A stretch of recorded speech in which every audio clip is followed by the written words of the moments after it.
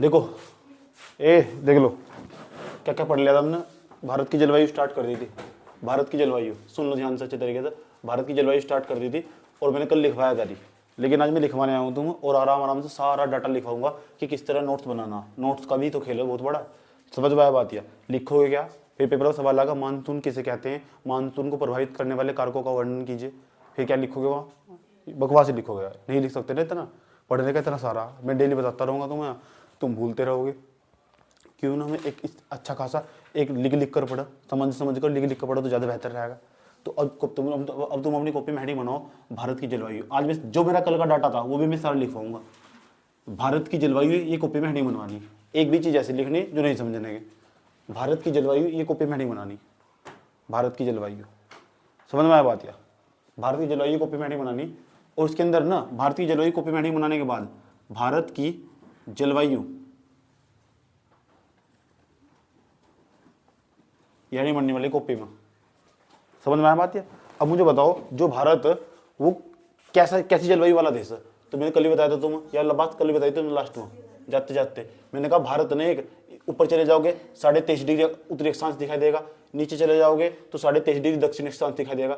23.5 degree उत्तरी अक्षांश होगा, 23.5 डिग्री दक्षिणी अक्षांश होगा। 23.5 डिग्री उत्तरी अक्षांश को हम कर्क रेखा कहते हैं, और जो 23.5 डिग्री दक्षिणी अक्षांश होगा उसे कहते हैं मकर रेखा। ओके, तो उससे कर्क रेखा, उसे मकर रेखा, इनके बीच का जो क्षेत्र होगा उसे हम कहते हैं अंतः उष्ण कटिबंधीय अक्षेत्र। कहते नहीं कहते? तो ये बात मैंने तुम्हें लास्ट वाली क्लास में कल बताई थी स्टार्टिंग में। लेकिन मैं यूं समझा था तुम्हें लास्ट में जाते जाते कि जो अभी भारत की जलवायु के बारे में बात लिखेंगे। भारत की जलवायु कैसी? तो मैंने कहा भारत ना यहाँ उत्तर और पूरा उत्तर इधर पूर्व हो इधर उत्तर हो, तो उत्तरी पूर्वी गोलार्ध का देश है भारत। यहाँ बैठा हुआ है नहीं, कई बार बता चुका मैं तुम्हें। भारत उत्तरी पूर्वी गोलार्ध में स्थित है, ये तुम बात जानते हो। तो भारत की ना, लेकिन कर्क रेखा भारत के ना 8 राज्यों से गुजरती है, ये भी बात तुम जानते हो। 8 राज्यों से गुजरती नहीं गुजरती है।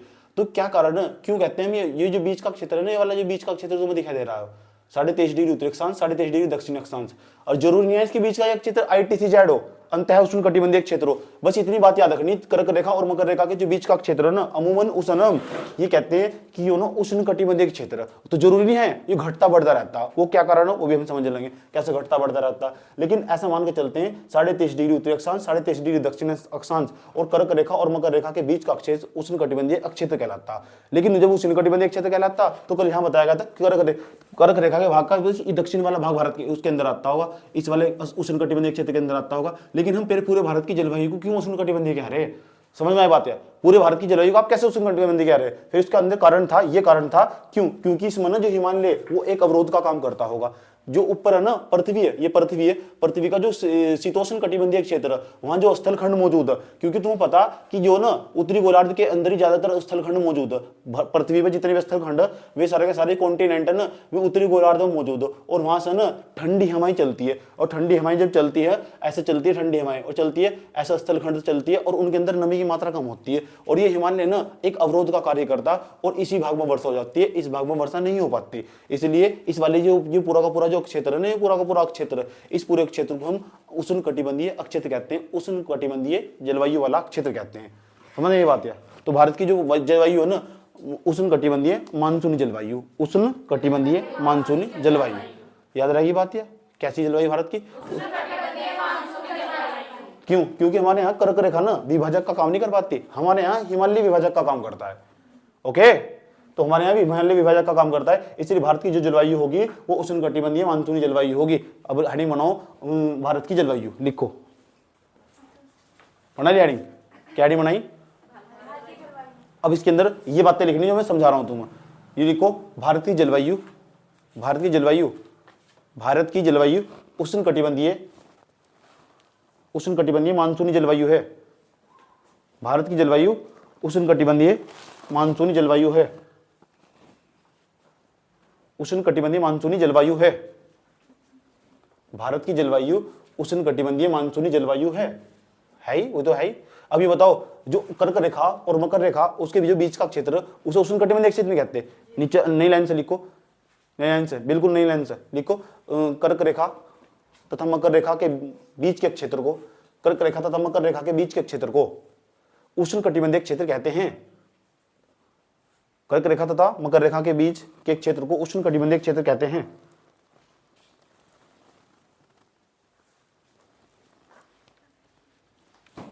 ठीक, उष्णकटिबंधीय क्षेत्र कहते हैं।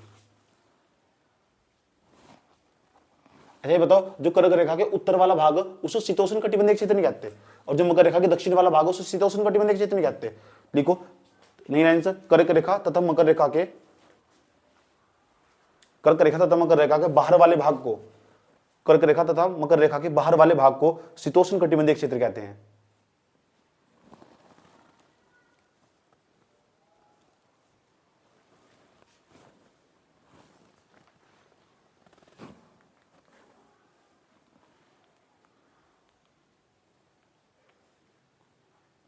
कहते नहीं।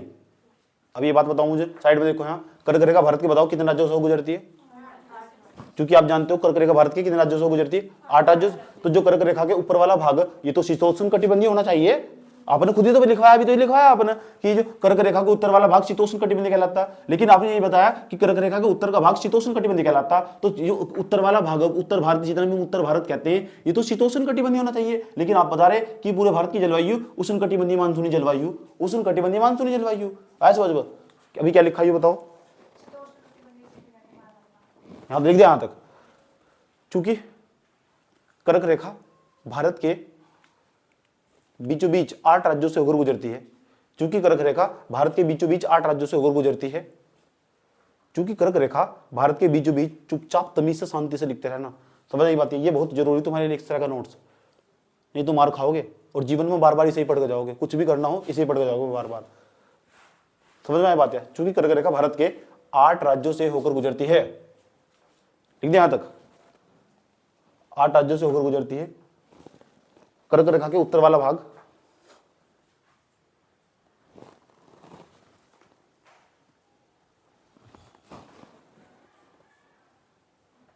कर्क रेखा का उत्तर वाला भाग भारत में शीतोष्ण कटिबंधीय होना चाहिए, भारत में शीतोष्ण कटिबंधीय होना चाहिए, परंतु फिर भी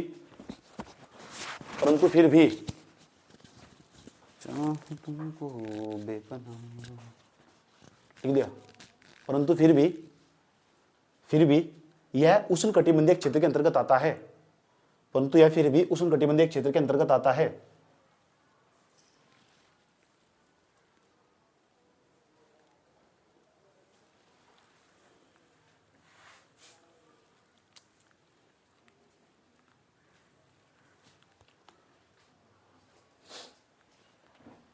ये बात बताओ, समझ में नहीं आई?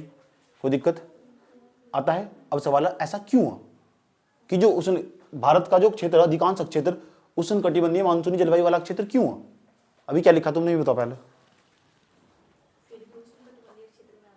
तो भारत की जलवायु बताओ कैसी होगी? अरे भाई अभी तो लिखवाया तुम, टोटल कैसी होगी? टोटल वैसा है कैसी?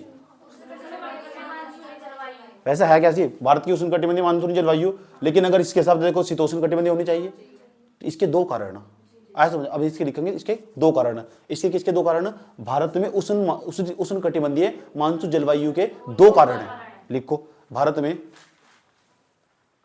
नई लाइन से बिल्कुल ब्लैक पेन से, भारत में उष्ण कटिबंधीय मानसूनी जलवायु के, भारत में उष्ण कटिबंधीय मानसूनी जलवायु के 2 कारण हैं।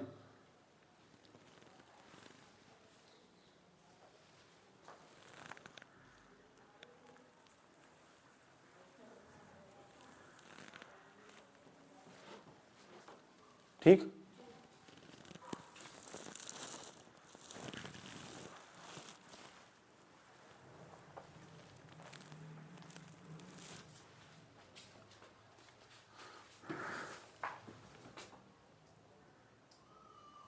चले अब देखो ध्यान से सुनना अच्छे तरीके से। क्या कारण है? पहला कारण, हमारे यहाँ जो हिमालय है ना, भारत है, जो भारत के उत्तर में हिमालय मौजूद है। अब हम कह रहे हैं कि भारत के अंदर ना उष्ण कटिबंधीय जलवायु, उष्ण कटिबंधीय मानसूनी जलवायु, दोनों अलग अलग चीज है।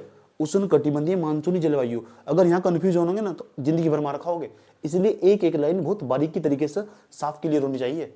समझ में आया बात? है मुझे खुद क्लियर करने में, जब मैं खुद पढ़ रहा था, कम से कम ये समझ जाओ 5-6 बार स्टडी मारने पड़े थे कि हो क्या रहा, कि कोई गलती तो नहीं हो रही, कैसे पढ़ना पड़ा। बहुत ही जटिल चैप्टर था, समझ में 7-8 किताब पढ़नी पड़ी थी मुझे इसके लिए, अपना कॉन्सेप्ट क्लियर करने के लिए, ताकि इस आसान और सरल भाषा में तोड़ को पेश कर सकूँ।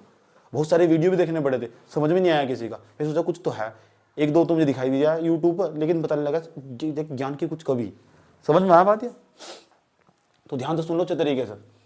तो कि हमने समझाया कि तुम्हें भारत के अंदर ना उत्तर में हिमालय मौजूद है, और जो हिमालय है ना तो ये पृथ्वी है, पृथ्वी के उत्तर में जो शीतोष्ण कटिबंधीय क्षेत्र है, और शीतोष्ण कटिबंधीय क्षेत्र के अंदर भी जो रूस है, और रूस का भी जो पूर्वी भाग है, ध्यान से सुन लेना, रूस का भी जो पूर्वी भाग है जिसे हम साइबेरिया क्षेत्र कहते हैं। यह बात सुनूंगा मैं, क्या बताया आपने बताया भारत के उत्तर में हिमालय मौजूद है। अभी आप ये समझा रहे कि भारत के अंदर ना उष्ण कटिबंधीय मानसूनी जलवायु मौजूद है।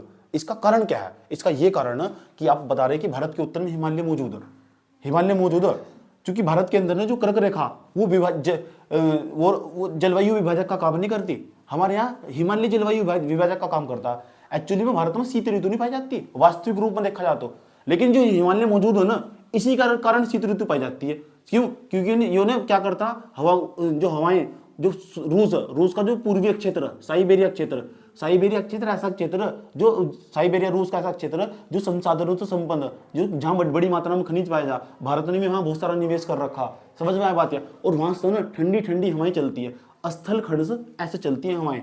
वो कैसे चलती है वो अगले कल वाली क्लास में बता दूंगा मैं, तो शायद आज भी बता दूंगा कि कैसे चलती है हवाएं, कैसे चलती हैं, कैसे उठती है, कैसे लो प्रेशर हो, कैसे हाई प्रेशर हो। बस इतनी बात याद रखो कि रूस के साइबेरियन क्षेत्र से ठंडी ठंडी हवाएं चलती है उत्तर से दक्षिण की तरफ, उत्तर से दक्षिण की तरफ ऐसा हवाएं चलती है। समझ आई बात? या ऐसे देखो, ऐसे भी समझ सकते हो इस बात को, आसान भाषा में ऐसे समझ सकते हो। ये पृथ्वी मौजूद है हमारी, ऐसे समझ में। उसके बाद यहाँ ना यहाँ 35 डिग्री अक्षांश है, 35 डिग्री अक्षांश, यहाँ भी 35 डिग्री अक्षांश है, यहाँ 0 डिग्री अक्षांश हुआ है, आया समझ में? ये 0 डिग्री अक्षांश हुआ, यहाँ भी 35 डिग्री अक्षांश है, 35, आया समझ में? ये भी 35 डिग्री अक्षांश है। और यहाँ ना ऐसा करके हवाएं चलती है, इधर वाला भाग वेस्ट नहीं होता, इधर वाला भाग ईस्ट नहीं होता, ऐसा करके हवाएं चलती है, ऐसा करके हवाएं चलती है। अब पता है कहाँ पहुंचती है? ये पहुंचती है विषुवत रेखा के पास, या भूमध्य रेखा के पास, 0 डिग्री अक्षांश के पास पहुंचती है।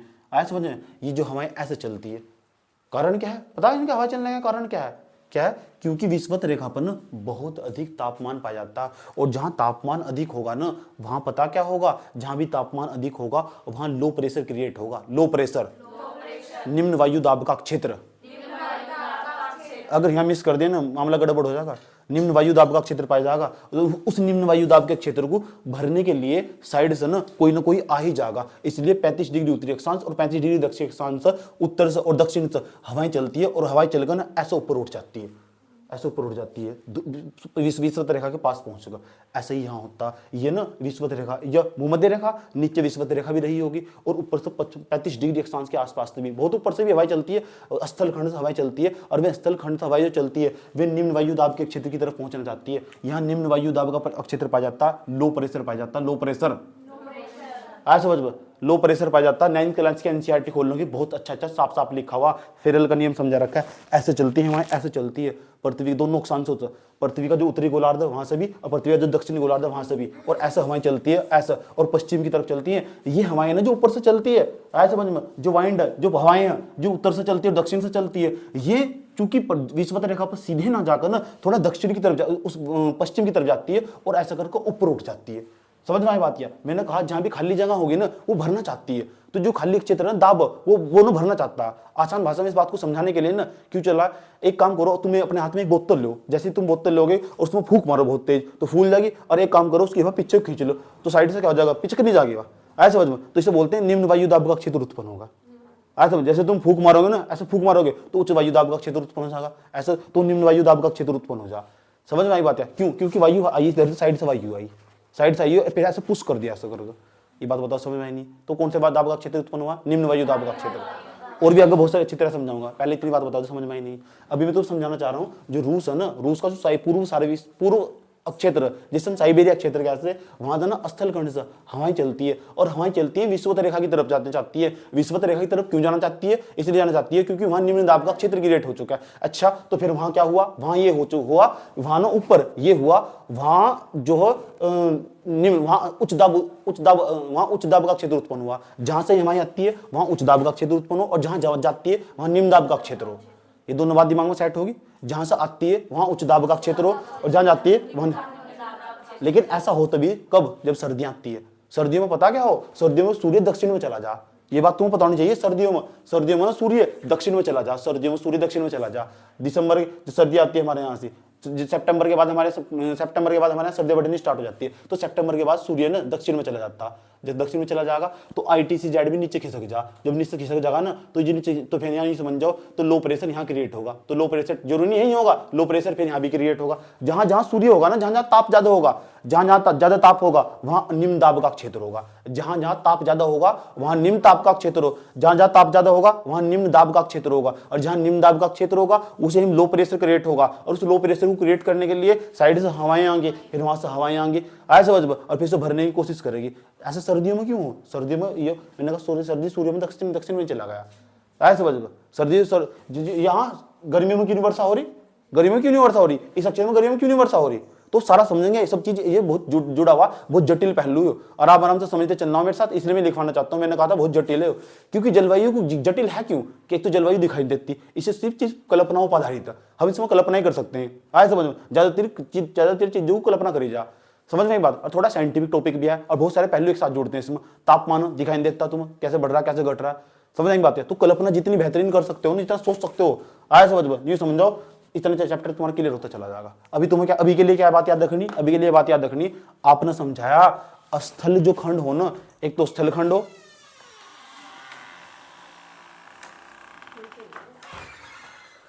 एक हो स्थलखंड, एक हो सागर, एक तो स्थलखंड हो, एक तो स्थलखंड हो, एक हो सागर। ये स्थलखंड है ना, इनसे जो हवाएं सागर की तरफ चलती है, ऐसा समझ। अब ये हवाएं इधर से क्यों जाएगी, इधर से इसलिए जाएंगी क्योंकि इधर उच्च दाब का क्षेत्र उत्पन्न हुआ और इधर निम्न दाब का क्षेत्र उत्पन्न हुआ। उधर ही निम्न दाब का क्षेत्र क्यों उत्पन्न हुआ, वहां ज्यादा ताप है, वहां टेम्परेचर ज्यादा। आया समझ, जहां निम्न दाब का क्षेत्र होगा ना, फिर ये क्या करेगी, इधर तो हवाएं चलेगी और तो भरने की पूरी कोशिश करेगी और टकराएगी और ऐसा करके ऊपर उठ जाएगी, और उठ जाएगी ना जब, तो पानी को वाष्प लेकर ऊपर उठेगी और उठकर ना फिर ऐसे चल देगी दोनों साइड तरफ, ऐसे चलकर ऐसे चल गई और ऐसे चल देगी, इस भाग में चलेगी ऐसा करके, और जहाँ जहाँ चलती जाएगी चलती जाएगी चलती जाएगी चलती जाएगी, और जहाँ भी ना पहाड़ी मिलेगा ना वहीं जा टकराएगी और वर्षा कर देगी। ये वर्षा का कारण है। बात समझ में हल्की हल्की और धीरे धीरे पहले क्लियर होगी। इसी नियम को हम फेरल का नियम कहते हैं, भेरड नहीं फेरल का, आया समझ में, किसका नियम कहते हैं, ये बात बताओ, समझ में ही नहीं आई। अभी तुमने क्या लिखा है बता दो, किसके दो कारण, भारत में उष्ण कटिबंधीय मानसूनी जलवायु को दो कारण है। UPSC निकालना तो बात पूरी बोल, समझ में आई बात है, ठीक। अगर चने बेचने बैठ कर समझ में आई बात है, तो ऊपर तो बोल लो चने बेचने, तो समझ में आई बात है, तो लिखो नंबर एक लिखो, भारत के उत्तर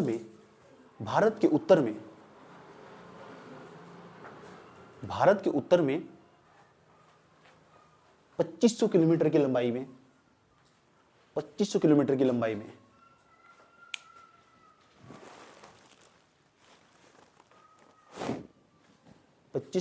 लंबाई में भारत की सीमा पर, भारत की उत्तरी सीमा पर, 2500 किलोमीटर की लंबाई में भारत की उत्तरी सीमा पर, क्योंकि भारत की जलवायु पड़ रही है ना, भारत की उत्तरी सीमा पर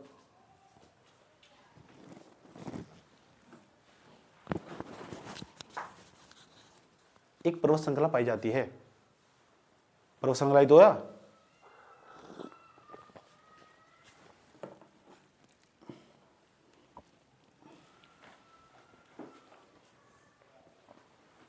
ठीक, लिख दिया ना यहां तक। रूस के पूर्वी रूस लिखो, पूर्वी रूस के साइबेरियन क्षेत्र से, पूर्वी रूस के साइबेरियन क्षेत्र से ठंडी, ब्रैकेट में शीत, ठंडी शीत एवं सूक्ष्म हवाएं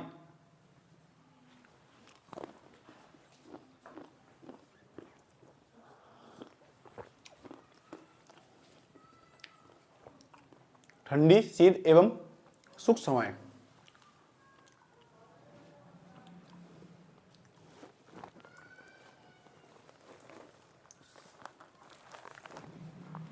भारत में प्रवेश नहीं कर पाती हैं, हवाएं भारत में प्रवेश नहीं कर पाती है।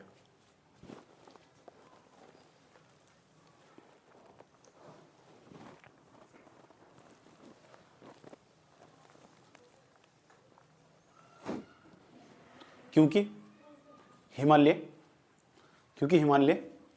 अवरोधक का कार्य करता है, क्योंकि हिमालय अवरोधक का कार्य करता है।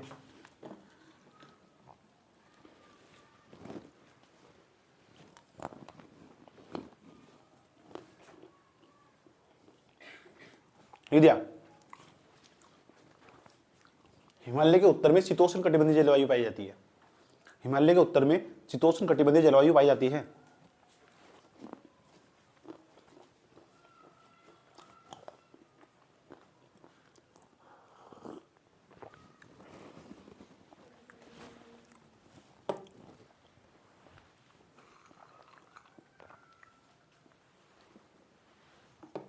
लिख दिया।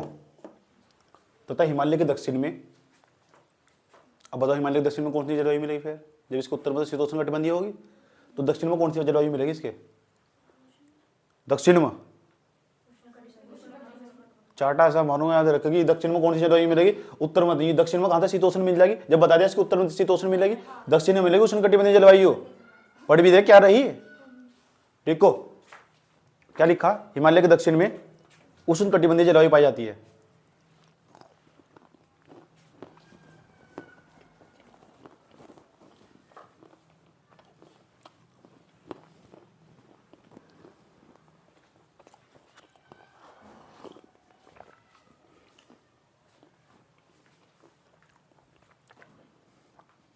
इसका क्या मतलब हुआ? इसका मतलब हुआ कर्क रेखा ना भारत के अंदर जलवायु विभाजक का काम नहीं करती, जलवायु को बांटने का काम नहीं करती। जलवायु विभाजक का काम हिमालय करता हमारे यहाँ। और भारत में कोई शीत ऋतु नहीं पाई जाती। इसी के कारण ये जो हिमालय है ना, ये जलवायु अवरोधक का काम करता है। इसी कारण शीत ऋतु पाई जा, वास्तविक शीत ऋतु नहीं पाई जाती। भारत में वास्तव में ठंड नहीं होती। ठंड देखनी ना क्या हो, वहां जाओ यूरोप के देशों में, ऊपर के क्षेत्रों में जाओ तब पता लगा। शीतोष्ण कटिबंधीय क्षेत्र में जाओ, वे जो लोग शीतोष्ण कटिबंधीय क्षेत्र में रहते हैं, जो अंग्रेज तुम्हारे यहाँ आएगा ना, ऐसा समझ में एक कुर्ती में घूमते रहते हैं। समझ में आई बात? है जाकर देखो, यहाँ सर्दियों में भी यहाँ नहीं सोचते ना ठंड नहीं लगती, ये तो चिकन खाते होंगे, ये तो बिरयानी खाते होंगे, फलाना खाते होंगे। अरे भाई, जिस इंसान को 4 डिग्री सेंटीग्रेड में तापमान में रहने की आदत हो चुकी, उसके लिए ये 4 डिग्री वो बचपन से उसमें रह रहा, परमानेंट उसमें रहा, वो तुम्हारे यहाँ आकर 10-12 मन नहीं आ सकता 10-12 डिग्री सेंटीग्रेड तापमान में भी। हैबिट हो, ये बॉडी हो, जिससे जैसे शरीर की आदत डाल लोगे ना सर, इसे डाल लोगे आदत मेहनत करने की। 5-7 दिन तक तुमने दबा के मेहनत करी, छठे दिन ऑटोमेटिक दबा बैठा के बैठोगे। हैबिट हो, हैबिट्स बिकम नेचर। आदतें चरित्र निर्माण करती है। अब सोच लो तुम्हें कैसे आदत बनानी, समझ में ये बात? अब किसी ने आदत बना रखी, मैं तो ये हो रहा, मैं मर गया, उसकी डेली आदत हो गया, उसका शरीर मान चुका सब चीजें, समझ में? तो उसका शरीर बहाना ढूंढ ही देगा, उसको बता देगा ले बेटा चल वरना बीमार हो जा, ये चुग्गा डाल लो उसका शरीर से। क्या बोल रहे हो सर? हाँ, क्या लिखा आपने बताओ, क्या लिखा?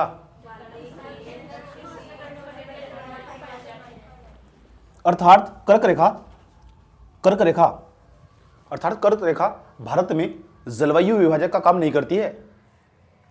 अर्थात कर्क रेखा भारत में जलवायु विभाजक का काम नहीं कर पाती है।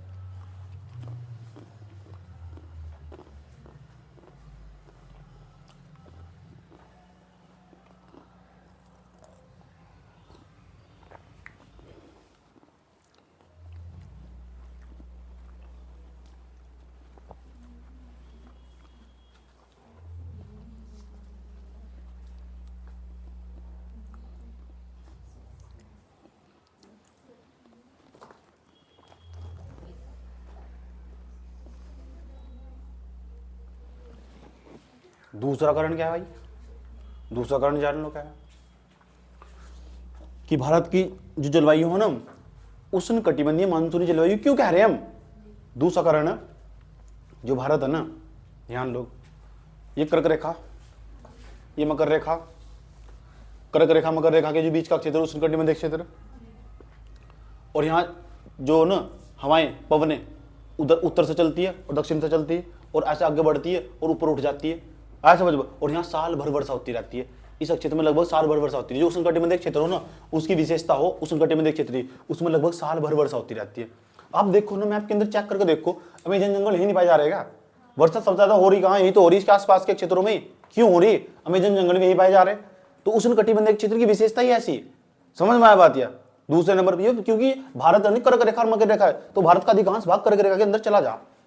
ठीक, तो इस नम इतना ऐसा काउंट करके चले। और ये कुछ इन्हें जल विभाजक उसका जलवायु विभाजक का काम कर ही दिया, तो यहाँ की जो जलवायु होगी यहाँ की जलवायु मैचिंग कर जाती है। समझ में आई बात है? तो क्या जब यहाँ वर्षा होगी तो यहाँ भी फिर वर्षा हो जा, यहाँ वर्षा होगी तो फिर यहाँ भी वर्षा हो जाए। तो काल्पनिक रेखा ही तो, ये थोड़ा ही हकीकत में कोई लाइन खींच दी, तो काल्पनिक रेखा एक प्रकार की। तो यहाँ जो वर्षा होगी, अब ये बताओ हमने तो बस यह लाइन खींच दी, बस पाकिस्तान की जलवायु अलग होगी। अरे पाकिस्तान की, भारत की, बांग्लादेश की, सबकी जलवायु भूटान की जैसी, समझ गए? तुमने लाइन उस पर तो धरातल पर खींची, जलवायु के बीच में थोड़ा खींच दी लाइन तुमने। सोचने वाली बात है, ऐसे समझ। इन सोच रहे बस भारत की जलवायु, पाकिस्तान की वही है, वो पाकिस्तान पहले से मिला हुआ था, अफगानिस्तान की वही जलवायु, ऐसे समझ में। हम कह रहे हैं यहाँ सूखा पाया जा रहा है, तो सूखा पाया जा रहा है तो सूखा हिंग भी तो होगा साइड में। समझ में आई बात? है समझ में आ रही नहीं बात है? ठंड यहाँ पड़ रही तो यहीं इधर पड़ रही होगी, ये सोच रहे बस सही पड़ेगी ठंड, यहाँ तो जबरदस्त गर्मी हो रही होगी। समझ में आया बात? तो ये सारी जो चुग्गा डाल रहे क्वेश्चन सारे समझ रहे तुम, ठीक है? इतनी बात बताओ, समझ में आई नहीं है, कोई दिक्कत? अगला पॉइंट लिखो, लिखो कर्क रेखा और मकर रेखा के बीच, कर्क रेखा और मकर रेखा के बीच उष्ण कटिबंधीय क्षेत्र होने के कारण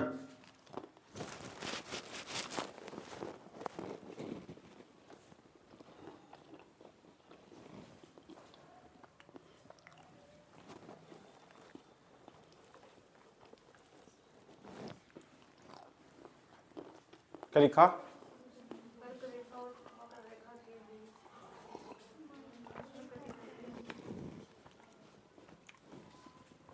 उष्णकटिबंधीय क्षेत्र उत्पन्न होने के कारण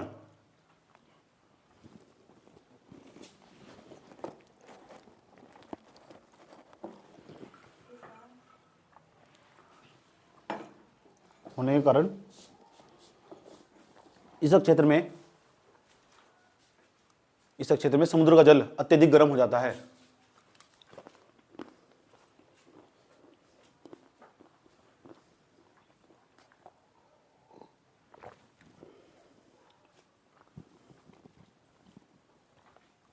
बताओ, अगर पानी में गर्म हो गया तो उसका क्या हो जाएगा? वाष्पीकरण हो जाएगा, वाष्प बन के ऊपर नहीं उठना स्टार्ट हो जाएगा। अत्यधिक गर्म हो जाता है और पानी वाष्प बन के ऊपर उठ जाता है, और पानी वाष्प बन के ऊपर उठ जाता है।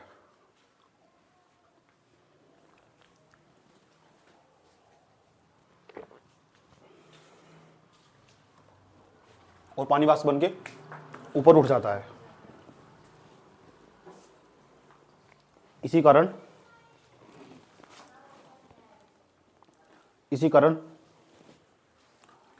भारत में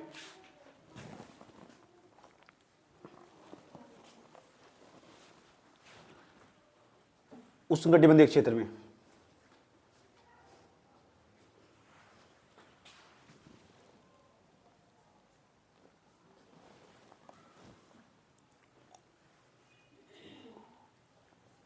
क्या लिखा?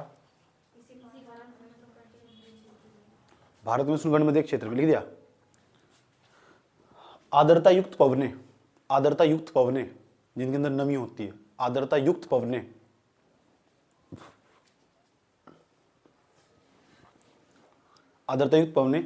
हिमालय से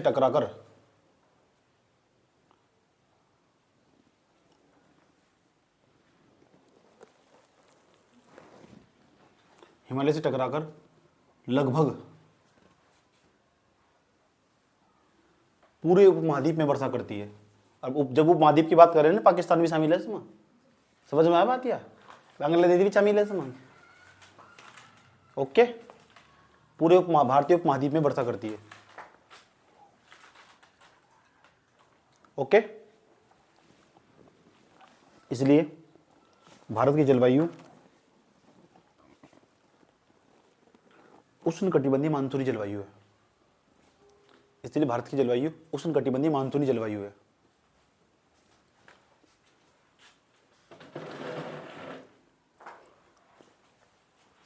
समझ में आया बात? या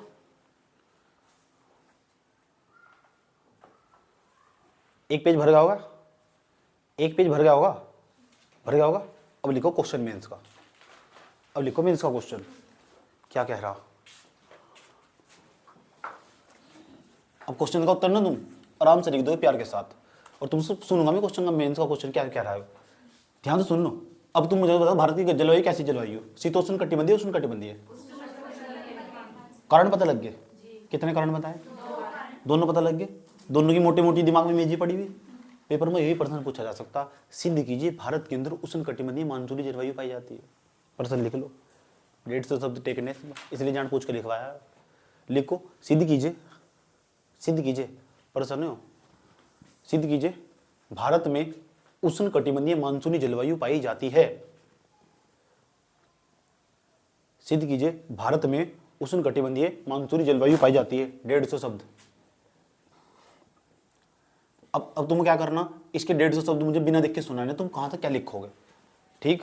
और तुम्हें देता हूं 5 मिनट का समय पढ़ने का, जो मैंने तुम पढ़ाया, ठीक? 1 बजे सुना जाएगा।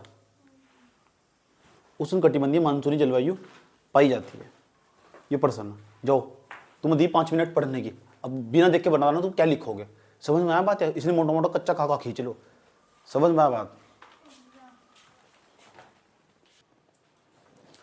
इतना आसान नहीं है इसका उत्तर लिखना। अगर मैं तुम्हारी जगह होता, इसका उत्तर कैसे टेकता? तुम्हें उत्तर लिखता ही ना, सच में, क्योंकि मेरे पास टाइम का अभाव हो। 20 क्वेश्चन लिखने, 20 कैसे लिख देता मैं क्वेश्चन? ये वाला चित्र बनाता पहले, वहां लिखता कर्क रेखा, यहां लिखता मकर रेखा, ऐसे बने भारत का मैप बनाता, धड़ धड़ धड़ धड़, 1 पेज भर गया। ऐसा इधर साइड में लिखता पूर्वी रूस साइबेरियन नक्षत्र पवने, आर्द्रता रहित पवने, ऐसा करके लिखता है यहाँ तक साइड में, और नीचे मैप बनाता, बहुत बेहतरीन करके सोना सोना मैप बनाता, ऐसे जेट धारा दिखाता है, हिमालय दिखाता, पूरा का पूरा मैप दर्शा देता। और पता लास्ट में जाएगा क्या लिखता? समझ में बात यह, लास्ट में इतना तो लिख देता मैं, और कहां से लिखना स्टार्ट करता? ये लिखना स्टार्ट करता, भारत उत्तरी पूर्वी गोलार्ध में स्थित है। भारत पृथ्वी के उत्तरी पूर्वी गोलार्ध में स्थित है। भारत पृथ्वी के उत्तरी पूर्वी गोलार्ध में स्थित है। कहीं से भी स्टार्ट कर दो, कहीं से भी, कोई दिक्कत नहीं है। और देखो कितने कम शब्दों में अपनी बात को समेट दूंगा मैं। भारत उत्तरी पूर्वी गोलार्ध में स्थित है। भारत की जलवायु उष्ण कटिबंधीय मानसूनी जलवायु कही जाती है। भारत की जलवायु उष्ण कटिबंधीय मानसूनी जलवायु कही जाती है, क्योंकि हम जानते हैं कि पृथ्वी के 23.5 डिग्री उत्तरी अक्षांश तथा 23.5 डिग्री दक्षिणी अक्षांश के मध्य जो क्षेत्र है उसे उष्ण कटिबंधीय क्षेत्र के नाम से जानते हैं। यह कभी भी स्थिर नहीं है, लगातार बदलता रहता है। वो सोचेगा पता, इतनी सी बात को इसे पता लग जाएगा, तकड़ा इसका हिसाब, सब यही बात, यह बदलता रहता है, क्योंकि भारत की कर्क रेखा भारत के 8 राज्यों बीचों बीच से होकर गुजरती है। जरूर थोड़ा ना 8 राज्य, भारत के बीचों बीच से होकर गुजरती है। इसके दक्षिण वाला भाग उष्ण कटिबंधीय होना चाहिए, लेकिन इसके तो उत्तर का भी भाग उष्ण कटिबंधीय पाया जाता है। इसके दो कारण हैं। नंबर फर्स्ट, पहला पॉइंट, भारत के उत्तर भाग में एक लंबी पर्वत श्रृंखला पाई जाती है, जिसे हिमालय पर्वत श्रृंखला कहते हैं। यह भारत की जलवायु के अंदर विभाजक के रूप में कार्य करती है। जहां तक चाहे वहां तक मनपसंद जलवायु के विभाजक के रूप में कार्य करती है। पूर्वी रूस के साइबेरियन क्षेत्र से आर्द्रता रहित, आर्द्रता नहीं है उसमें, आर्द्रताहीन शुष्क शीत पवनें चलती है, जो हिमालय से टकराकर उसके उत्तरी भाग में वर्षा कर देती है। इसके चलते भारत का नीचे वाला भाग शुष्क हो जाता है। ये पवनें भारत में शीत ऋतु में शीत लहर के रूप में पाई जाती है। आगे नहीं बढ़ा सकते तुम, वही चीज बोले जो मैंने लिखा है, क्यों नहीं बोल रहे? आगे समझ नहीं रखा तुमने, शीत लहर के रूप में कार्य करती है। ठीक, भारत में चूंकि कोई वास्तविक रूप में शीत ऋतु नहीं पाई जाती है, हिमालय के अवरोध के कारण भारत के उत्तर वाला भाग शीतोष्ण कटिबंधीय तथा दक्षिण वाला भाग उष्ण कटिबंधीय क्षेत्र कहलाता है। दूसरा कारण में लिखूंगा दूसरा पॉइंट बनाऊंगा, दूसरा पॉइंट में लिखूंगा कर्क रेखा तथा मकर रेखा के बीच का भाग उष्ण कटिबंधीय क्षेत्र कहलाता है। क्यों? क्योंकि यहाँ दोनों ओर से आर्द्रता युक्त पवनें चलती हैं और ऊपर की ओर निम्न दाब के क्षेत्र की ओर आकर ऊपर की ओर उठ जाती है और ये पवनें धीरे धीरे आगे की ओर बढ़ती है और पठारों की तरफ पहुंचती है और भारत के उपमहाद्वीप में पहुंचकर घनाघोर वर्षा करती है। इसलिए हिमालय से टकराकर भारत के उपमहाद्वीप में पहुंचकर घनाघोर वर्षा करती है। मैं भी बनाऊंगा सारा कुछ, नहीं छोड़ने का समझ समझ में आया बात है। घनाघोर वर्षा करती है, इसलिए भारत की जलवायु उष्ण कटिबंधीय मानसूनी जलवायु पाई जाती है। भारत में उष्ण कटिबंधीय मानसूनी जलवायु पाई जाती है। दैट्स ऑल, खत्म। क्या था सब? जहां तो चाहो वहां तो जोड़ दो, समझ में आई बात है। तो स्टार्ट, अगर यहाँ नहीं स्टार्ट करना तो कहां से स्टार्ट करूं? पता लग रहा IMD की कोई रिपोर्ट आई, पता लगा मेरे दिमाग में आया क्वेश्चन, अच्छा यहाँ से स्टार्ट कर सकूँ, मैं अपना क्वेश्चन को ऐसे लिखना स्टार्ट कर सकूँ, IMD के अनुसार भारत की जलवायु में लगातार परिवर्तन हो रहा है, क्योंकि जलवायु तो कभी स्थिर रहती ही नहीं। IMD का नाम भी आ गया, भारतीय मौसम विज्ञान विभाग के अनुसार भारत की जलवायु लगातार परिवर्तित हो रही है। जलवायु तो बदलेगी, इसे क्या गेम खेलना, बेवकूफ़ बनाना, ऐसे समझ। संस्था का नाम भी आएगा, अब जलवायु बदल रही, समझ नहीं बात है। ये सोचा कहाँ तक कहाँ जोड़ के लिख रहा है, देखिए ज़्यादा नॉलेज है, उन्होंने पता मुझे एक लाइन बताती है मुझे एक लाइन बदलाती है। पिछले ऐसे लिखता, भारतीय मौसम विज्ञान विभाग के अनुसार पिछले 50 वर्षों के दौरान भारत की जलवायु में आमूलचूल के परिवर्तन हुए हैं। क्यों नहीं मिलेगा नंबर, समझ में। संस्था का नाम भी आएगा, भारत के अंदर जलवायु के बारे में जानकारी वही देगा मौसम, भारतीय मौसम विज्ञान विभाग। यहाँ तो मुझे स्टार्ट करना नहीं आया, समझ में। मुझे इस क्वेश्चन का उत्तर स्टार्ट करना था, मैं क्यों यहाँ से स्टार्ट करूँ, मैं संविधान से स्टार्ट कर दूंगा। भारतीय संविधान के मौलिक कर्तव्यों में पर्यावरण को संरक्षण के करने की बात कही गई है। 51 में पर्यावरण से रिलेटेड नहीं है, दिक्कत हो कुछ तो क्यों नहीं स्टार्ट कर सकता। तो पोलिटी लिख रहा है, हाँ स्टार्ट कर सक, कोई मना थोड़े कर रहा है। लिंक दिख गया ना, यहाँ लिंक दिया, चिपका दो, समझ में आया बात यार। ठीक, पता लगा तुमने कोई IPCC की रिपोर्ट पढ़ी थी तुमने, उसमें ग्लेशियर रूप पिघलने की बात कर रखी थी, वहां भी जलवायु परिवर्तन होगा, जलवायु की तो बात वहां भी है, ऐसे समझ, तो वहां की रिपोर्ट टेक दूंगा मैं। कोई पता है IMD कोई रिपोर्ट आई थी, अलग से रिपोर्ट निकाली थी, उसमें कुछ बात लिखी हुई थी, वहां से स्टार्ट कर दूंगा उत्तर, कहीं से भी स्टार्ट कर सको। कभी भी इस स्पेसिफिक स्टैटिक्स पोर्शन को निकल कर बाहर अपना दिमाग बाहर निकाल लो और लिंक करना चाहिए कुछ चीजों को, समझ में आया बात यार। और जो अपनी भाषा ना बैठे बैठे क्वेश्चन को उत्तर मेहनत करना चाहिए, कभी रटो ना, रटो की जिंदगी में कभी एग्जाम नहीं निकलने का, समझ की बात है। जब तक तुम्हारे पास खुद की भाषा नहीं आएगी ना, you can not qualify UPSC exam, you are wrong पे, तुम गलत रास्ते पर हो, याद रखना बात यह। अपनी खुद की भाषा होनी जरूरी। अब भाषा एक दिन में विकसित नहीं होती, इसमें सालों लग जा। बच्चों का टाइम 6 साल में क्यों निकला, 6 टाइम तो UPSC ने क्यों रखे, इसे तो दिखे, उसे ही पता ना 6 साल में भाषा सीखी जाएगा, समझ में आया बात यह। 6 साल में भाषा सीखी जाने वाला है। मुझे बताया तो मुझे खुद 3 साल लगे भाषा सीखने में। किसी क्वेश्चन का उत्तर दे तो मुझे लिखने को आराम से लिख दो प्यार के साथ, क्यों, क्योंकि मैंने पहले भाषा पर पकड़ बनाई, पहले उस सब चीज को पढ़ा, फिर आसान भाषा में कन्वर्ट करा, फिर उसी भाषा में लेकर तोड़ कर लेके चला गया, उसी भाषा उसी लैंग्वेज में तोड़ कर लेके चला गया। तो पहले कॉन्सेप्ट क्लियर करना पड़ा, फिर भाषा चाहिए, लैंग्वेज चाहिए। लैंग्वेज का अलग तो पेपर हो, हिंदी का भी इंग्लिश का भी, लेकिन वो क्वालिफाइंग हो केवल, समझ में आया कैसे स्टार्ट कर सको उसका उत्तर। और दूसरा सबसे बड़ी खास बात है, मेरे पास टाइम का भाव हो, तो टाइम का भाव होने का तो सारा जियोग्राफी क्वेश्चन पूरा चार्ट पर समझा दूंगा मैं। यहाँ पूर्वी रूस, साइबेरियन हवाएं, आर्द्रताहीन पवने, ऐसे लिख दूंगा, चित्र बना साइड से। दूसरा चित्र बनाऊंगा, दूसरा कारण से बताऊंगा, पहला कारण होगा, वही चित्र में सारा समझा दूंगा मैं सर। अगर मेरे पास टाइम कम हो, मैं पता लग रहा है मेरे पास 10 तो लास्ट का क्वेश्चन बच रहा हुआ मेरे पास 5-6 क्वेश्चन पड़े हुए, इसमें जियोग्राफी का क्वेश्चन फंस गया मुझे, तो मैं क्या करूँगा, सब चीज चार्ट पर समझाने की कोशिश करूंगा। मेरे पास टाइम कम, 5 मिनट पड़ी मेरे पास, ये जो चार्ट बनाऊंगा वो चार्ट बनाऊंगा और एक लाइन लिखूंगा, भारत में उष्णकटिबंधीय मानसूनी जलवायु पाई जाती है। इसके 2 कारण है, नंबर फर्स्ट, पहले पॉइंट में ये वाला चार्ट बनाऊंगा जिसमें हिमालय दिखाऊंगा और रूस का साइबेरियन क्षेत्र दिखाऊंगा और हिमालय की स्थिति भी दिखाऊंगा, और बीच वाले भाग को लिख दूंगा उष्णकटिबंधीय मानसूनी जलवायु।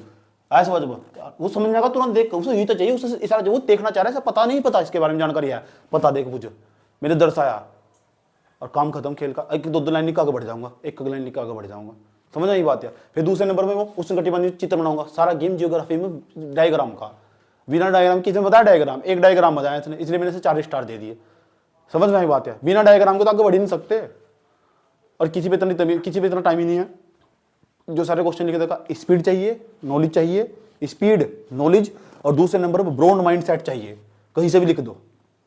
यानी इसका कुल मिला क्या है, मस्ती 0, मस्ती चाहिए 0। अब मस्ती करने का मन को चढ़ रहा ना, मस्ती करने का भूत सवार है, तो फिर UPSC छोड़ दे, फिर कोई फायदा नहीं है इसमें एग्जाम में आने का, समझ आई बात यार। ठीक, लेकिन अगर तुम कोशिश करोगे लिखते लिखते लिखते तो तुम्हारा माइंड सेट बहुत बढ़िया करके ब्रॉड सेट हो चुका होगा, लेकिन उसके लिए नोट्स का ना मलाईदार चाहिए नोट्स, जैसे लिखा हुआ ना नोट्स में सब चीज़ मलाईदार चाहिए। क्वेश्चन इससे बाहर जाने का नहीं कभी, जो मैं बता रहा हूँ तुम समझ में आई बात है, क्योंकि मैं चैप्टर को इतने डेप्थ में पढ़ा रहा हूँ। तुम जिंदगी में कभी पेपर होंगे ना, तो इससे बाहर कभी क्वेश्चन डाटा बन ही नहीं सकता, समझ में आई बात है, इतने डेप्थ में तुम्हें पढ़ा रहा हूँ। तो यहाँ तक तो हुआ, अब हम उन्हें कहानी आगे बढ़ाते हैं। चलो बताओ तुम क्या लिखाया।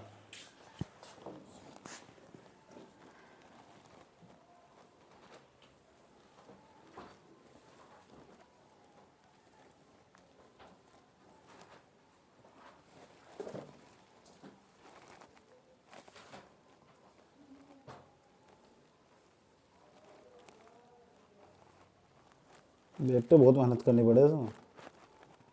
अब तुम्हारी आंसर राइटिंग क्लास लेनी पड़ेगी, देखना पड़ेगा कैसे लिखोगे तुम।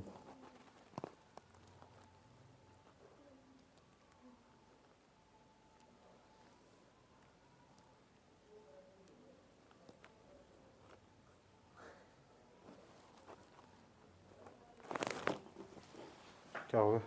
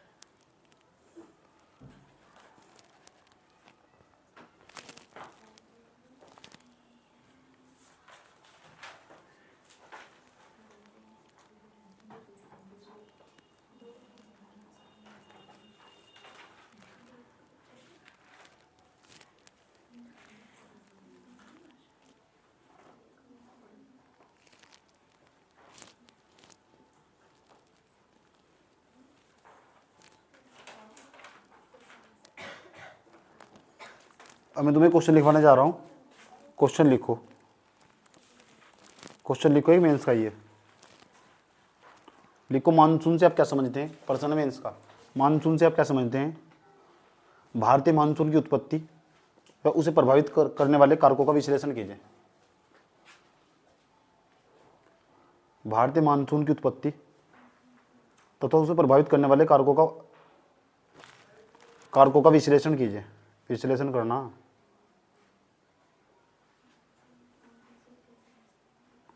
मानसून से आप क्या समझते हैं? मानसून से आप क्या समझते हैं? मानसून से आप क्या समझते हैं? लिख लिया। भारतीय मानसून की उत्पत्ति व उसे प्रभावित करने वाले कारकों का विश्लेषण कीजिए। मानसून से आप क्या समझते हैं? मानसून से आप क्या समझते हैं? भारतीय मानसून की उत्पत्ति व उसे प्रभावित करने वाले कारकों का विश्लेषण कीजिए।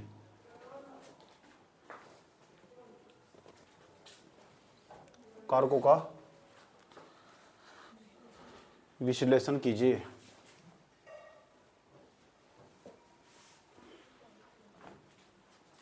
अच्छा, तो अभी जो मैं पढ़ाने वाला हूं ना अब मैं तुम्हें मानसून के बारे में लिखवाने वाला हूं। अभी तो जो मैंने तुम्हें पर्सन लिखवाया ना, तो तुम इस क्वेश्चन को देख, मानसून क्या है। अभी मैं मानसून के बारे में लिखवाने वाला हूं क्योंकि मैंने मानसून के बारे में कल समझा दिया था। आज मैं तमीज से लिखवाऊंगा उसके बारे में। तो वही जो मैं यहाँ लिखवाऊंगा ना, मानसून क्या है, तो तुम इस क्वेश्चन को बार बार देखते रहोगे। ओहो, इतना इतना निकाल लूंगी इसमें तो डाटा, और ये पक्का फिट रहेगा इसमें। तो यूनियन बैठ के हम मस्ती उतार रहे हैं, मस्ती नहीं उतारनी, उस डाटा को कलेक्ट करके अपने दिमाग में डालना कि मानसून के बारे में यूं मतलब इसका मानसून का। इतनी देर में 4 बार पढ़ा जाओ, इतनी देर में तो इधर उधर बात करोगे। तो जो मानसून शब्द है एक प्रकार का अरबी शब्द, इसकी उत्पत्ति अरबी शब्द उसका नाम था मौसिम, उससे उत्पन्न हुई, जिसका अर्थ हवाओं का मिजाज। हाँ, हवाओं का मजा लेना। समझ में आया बात? या लिखो लिखो, हेडिंग बनाओ। क्या हेडिंग बनाई? मानसून। अब हम मानसून के बारे में पढ़ेंगे।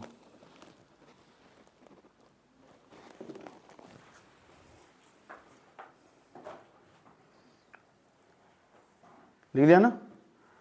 लिखो, मानसून एक प्रकार का अरबी शब्द है। मानसून एक प्रकार का अरबी शब्द है। अरबी शब्द, मानसून एक प्रकार का अरबी शब्द है।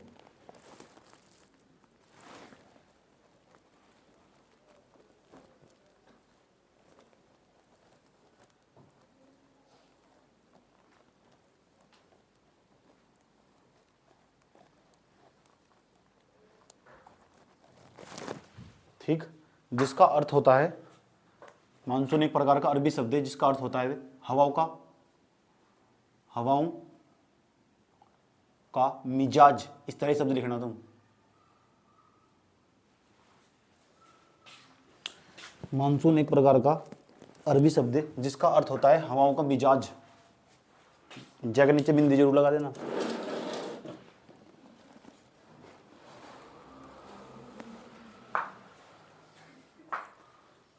तो बात बताओ, समझ में नहीं आई? क्या लिखा तुमने?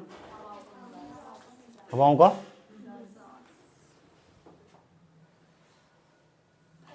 तो हवाओं का मिजाज, अगर हवाओं के अंदर नमी होगी, सुन लो, अगर हवा के अंदर नमी होगी तो वे हवाएं, या हवाओं कह दो या पवनें कह दो, वे वर्षा करती होगी। अगर हवाओं के अंदर नमी नहीं होगी वे वर्षा नहीं करती होगी। ये बात समझ में आई? कोई दिक्कत?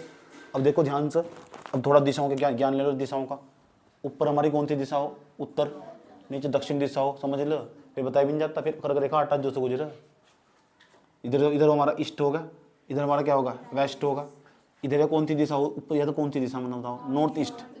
North east. ये कौन सी दिशा है साइड में? North west. इधर कौन सी दिशा? साउथ ईस्ट, है नहीं?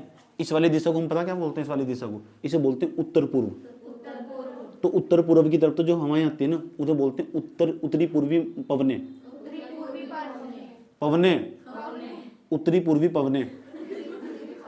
तो जो इधर से जो हवाएं आएंगी, जहां तक हवाएं आएंगी ना वहां नाम रखा जा, जहां जाएंगी वहां नाम नहीं रखा जाता।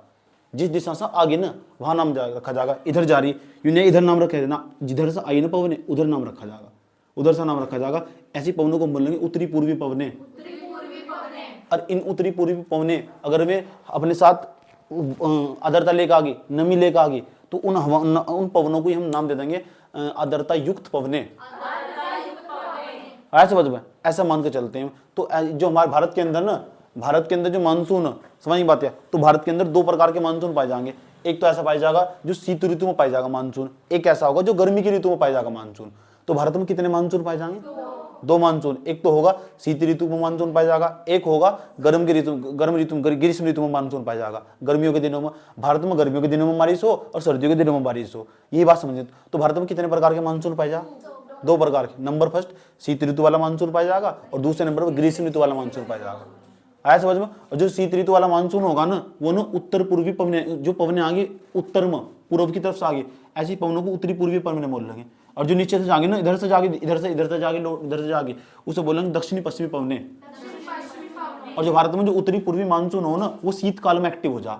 जो उत्तरी पूर्वी मानसून हो ना, ये उत्तरी पूर्वी मानसून हो, ये शीतकाल में एक्टिव हो। समझ में आई बात? या और जो हो ना दक्षिणी और पश्चिमी मानसून हो, ये हमारा ग्रीष्म काल में एक्टिव हो। ग्रीष्म काल आया समझ में? गर्मियों में जो वर्षा करता ये वाला मानसून हो, दक्षिणी पश्चिमी मानसून जिसे बोलते हैं। इसे दक्षिण, इसे हम दक्षिण बोलते हैं। इसका मतलब दक्षिण, ये क्या पश्चिम। सुनूंगा भी क्या बताया मैंने? मैं पूछूंगा कि बताओ भारत के अंदर सर्दियों में कौन से वाला मानसून एक्टिव हो? जी उत्तरी पूर्वी मानसून। उत्तरी पूर्वी मानसून। तो उत्तरी पूर्वी जो मानसून हो ना, वो सर्दियों में एक्टिव हो जा। इसीलिए मैं शीत उत्तरी पूर्वी पवने भी कहते हैं। जो पवने आती है ना उधर से, उसे बोलते हैं शीत उत्तरी पूर्वी पवने। ध्यान तो सुन लेना, मैं आराम आराम तो बता रहा हूँ, बहुत आराम आराम तो अपनी स्पीड रख रहा हूँ। जो पवने आ रही उन पवनों को हम शीत पवने कहते हैं। और जो शीत पवने होगी ना, वे उत्तर पूर्व की तरफ से आ गई, इसलिए उनका जहां से आती है उनका नाम उन्हीं के नाम पर पड़ जा, उस दिशा के नाम पे पड़ जा, उत्तरी पूर्वी पवने। शीत होगी कि ठंडी होगी, गर्म होगी? जो उत्तर की तरफ से आ गई। तो जो उत्तर की तरफ से जो मानसून आगा, पवने आएंगी, तो पवनों को हम कह सकते हैं, हो सकता है उनके अंदर नमी हो सकता है ना हो। अगर हुई तो बारिश कर देगी, अगर नहीं हुई तो बारिश नहीं करने की। तो एक प्रकार का वो मानसून नहीं है, वो हवाओं का मिजाज ही तो मानसून है। क्या हवाओं के अंदर नमी होगी तो वर्षा कर देगा, नहीं होगी तो करने का नहीं। तो हवाएं आ रही तो हम कहते हैं मानसून आ रहा। आया समझ में? तो उत्तर पूर्वी तरफ तो जो पवने चलती है उन पवनों की हम उत्तरी पूर्वी मानसून कहते हैं। उत्तरी पूर्वी मानसून कह दो, उत्तरी पूर्वी पवने कह दो। एक एक वर्ड का मतलब क्लियर कर रहा हूं तुम्हारा, समझ नहीं बात यार। और इधर से जो दक्षिण में आएगा, और जो ये उत्तरी पूर्वी मानसून होगा, ये तो शीतकाल में एक्टिव होगा, जो शीत सर्दियां पड़ती होगी। और जो दक्षिणी पश्चिमी मानसून होगा, ये गर्मी में एक्टिव होगा। एक्टिव का मतलब सक्रिय होगा। ये बात बताओ, समझ में आई नहीं आई? कोई दिक्कत यहाँ तक? चलो अभी तुमने क्या लिखा बता दो, चलो मुझे लिख दिया। शीत ऋतु में, अगर लिखो इसमें शीत ऋतु में शीत ऋतु में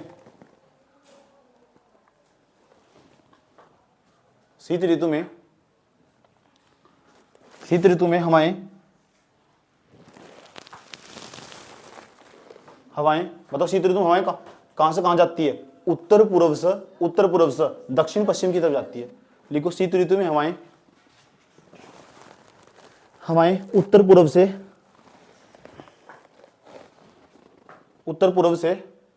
से दक्षिण पश्चिम की तरफ जाती है।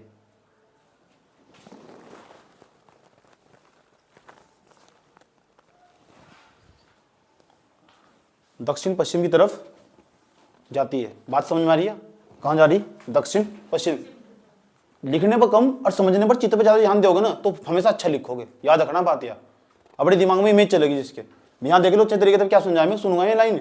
आपने समझाया कि जो उत्तरी पूर्वी होंगे, उत्तर पूर्वी तरफ की तो जो हवाएं आएंगी, उत्तरी पूर्वी जो हवाएं आएंगी वे उत्तरी पूर्व से जो हवाएं आएंगी या पवनें आएंगी, जो मानसून आएगा वो मानसून उत्तर पूर्व से दक्षिण की तरफ, दक्षिण पश्चिम की तरफ जाएगा। ये दक्षिण ये पश्चिम उसकी तरफ जाएगा। नाम क्या बताया उसका? अरे नाम क्या लिखवाया अभी? अभी क्या लिखवाया बताओ पहले। जिसे शीत ऋतु का मानसून कहते हैं, जिसे शीत ऋतु का मानसून कहते हैं, शीत ऋतु का मानसून कहते हैं, जिसे शीत ऋतु का मानसून कहते हैं, जिसे शीत ऋतु का मानसून कहते हैं।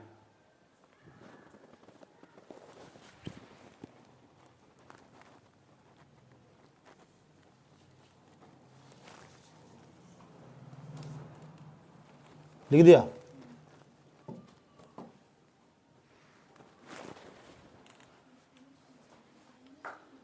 शीत ऋतु का मानसून कहते हैं। दूसरा देखो, ये तो शीत ऋतु का मानसून। अब इसके विपरीत क्या होगा? अभी तो शीत ऋतु में जो मानसून आएगा उसे उत्तरी पूर्वी मानसून भी कहते हैं। ऐसी पवनों को हम उत्तरी पूर्वी मानसूनी पवनें भी कहते हैं। देखो ध्यान कि कैसे कैसे नाम बढ़ने हैं। उत्तरी पूर्वी मानसूनी पवनें, याद रखी बात। या उत्तरी पूर्वी मानसून पवनें, ये जो मानसून आ रहा है उसे एक नाम, स्पेशल नाम दिया। शीत मानसून कह दो, शीत ऋतु वाला मानसून कह दो, शीत ऋतु का मानसून कह दो, ठंडा मानसून कह दो, कोई दिक्कत नहीं है।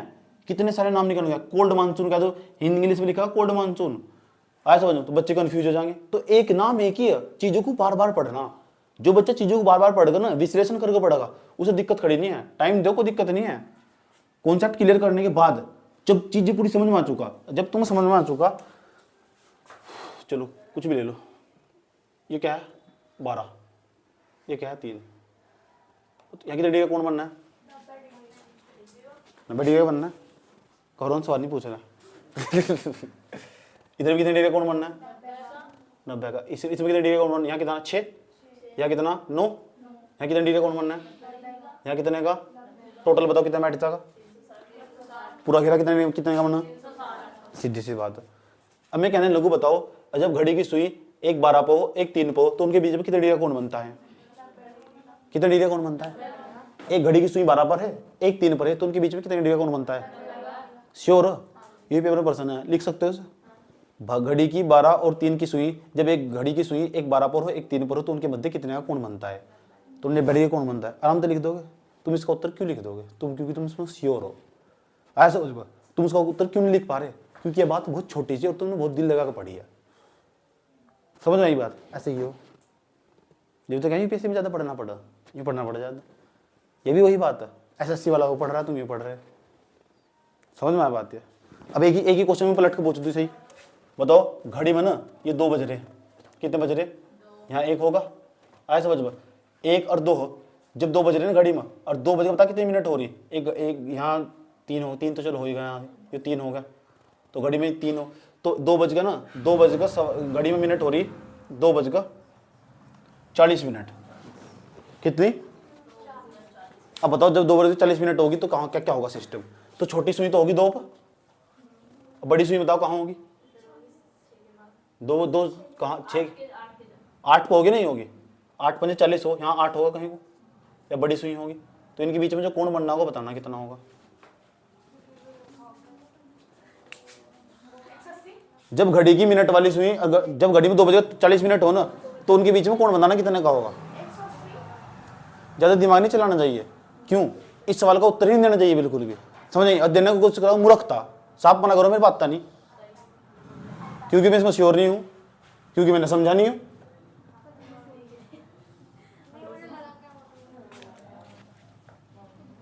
समझ में आ बात? या तो पहले कंटेंट को तैयार कर ना, उन्हें सब चीजें अपने दिमाग में बसा लो।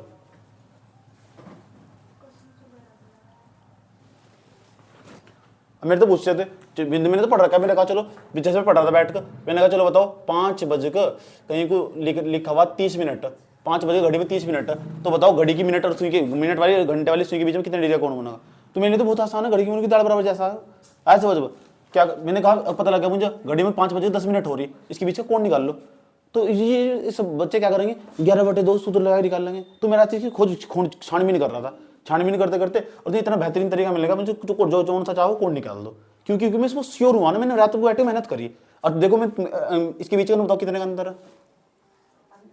पहले से 5, ये तो 5 लिखा, इसे 5 तो भाग करो, कितना बैठेगा 2, 5 में 2 घटाओ कितना बैठेगा 3, 5 में इसका इसे तो 2 तो भाग कर दो, 2 तो 5 तो भाग कर कितना है 2, इन्हें घटा देखो कितना बैठेगा 3, 3 प्लस माइनस।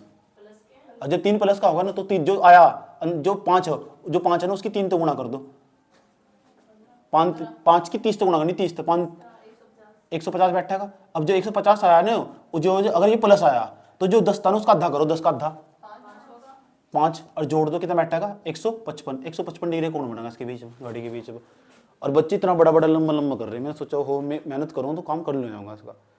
और कोई सा सवाल निकाल लो चाहे, ये मैंने ये खुद का फंडा, जब तुम पढ़ाऊंगा जब सिखाऊंगा मैं तुमको कि कैसे उसी सवाल में लग रही 3 मिनट 4 मिनट फॉर्मूला लगाने की जरूरत ही नहीं है, फॉर्मूले की। तो मैं क्या कर रहा, मैंने पहले तो खुद मेहनत करी बैठ कर, तब मैं तुम्हें समझाने आया। मैं तुम्हें जियोग्राफी क्यों पढ़ाने आया, क्या मैंने पढ़ी नहीं हो गया क्या, मैं ऊपर तो मुझे क्या गंगा जी हाथ झोली फैला के बैठा हुआ था, मैं पढ़ी नहीं होगी मैंने, पहले मैं खुद मेहनत कर रखी, सब अंकें खपा रखी, समझ में आया बात या ठीक है, रगड़ रखी अंकें, यूं नहीं वो बकवास इतनी जाती। जिंदगी अगर मैं मजा मारने वाला होता ना तो पता नहीं कहाँ होता, पढ़ा जाता, वो भी यूपीएससी क्लास में, ओ प्रश्न लिखता मैं, आए हाय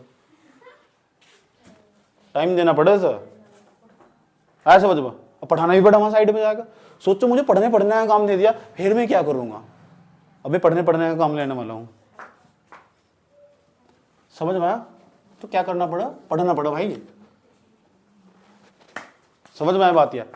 इस वहम से बाहर निकल जाओ कि मेरी नौकरी नहीं लग रही और मैं पहले उसके एग्जाम के इक्वल जाओ, औकात दिखा दो, औकात बता रहा तुम्हारी किस लेवल पर तुम, और क्या औकात है तुम्हारी, तुम उसके सामने चूजे हो भी, घंटों लिखने की आदत डाल लो, इस तो भागो ना बच को अपने घर खेलो जाकर, कुछ और देख लो, समझ में आया बात या। तो ये एग्जाम पता कहाँ, यहाँ और अभी यहाँ नीचे खेल रहे, इसमें पता कौन बैठा हुआ, जो वहां तो ऑस्ट्रेलिया तो नौकरी छोड़ गया अभी 40 लाख रुपए की, उसे जरूरत नहीं है, सब कुछ छोड़ कर बैठा हुआ अपना, पैसे की उसके पास कोई कमी नहीं है, माइंड फ्रेश, और दिल्ली के 2 लाख रुपए वाले कोचिंग देकर तो नौकरी कर रहा हो, तैयारी, वो रात दिन वहीं पड़ा हुआ, घर छोड़कर, घर वाला तो फोन भी नहीं उठाता, ऐसा पड़ा हुआ 2-2 सालों की तैयारी करते। एक ऐसे पढ़ा जो इंटरव्यू देकर आया था, उन तो मिल लियो, समझ में आया बात यार।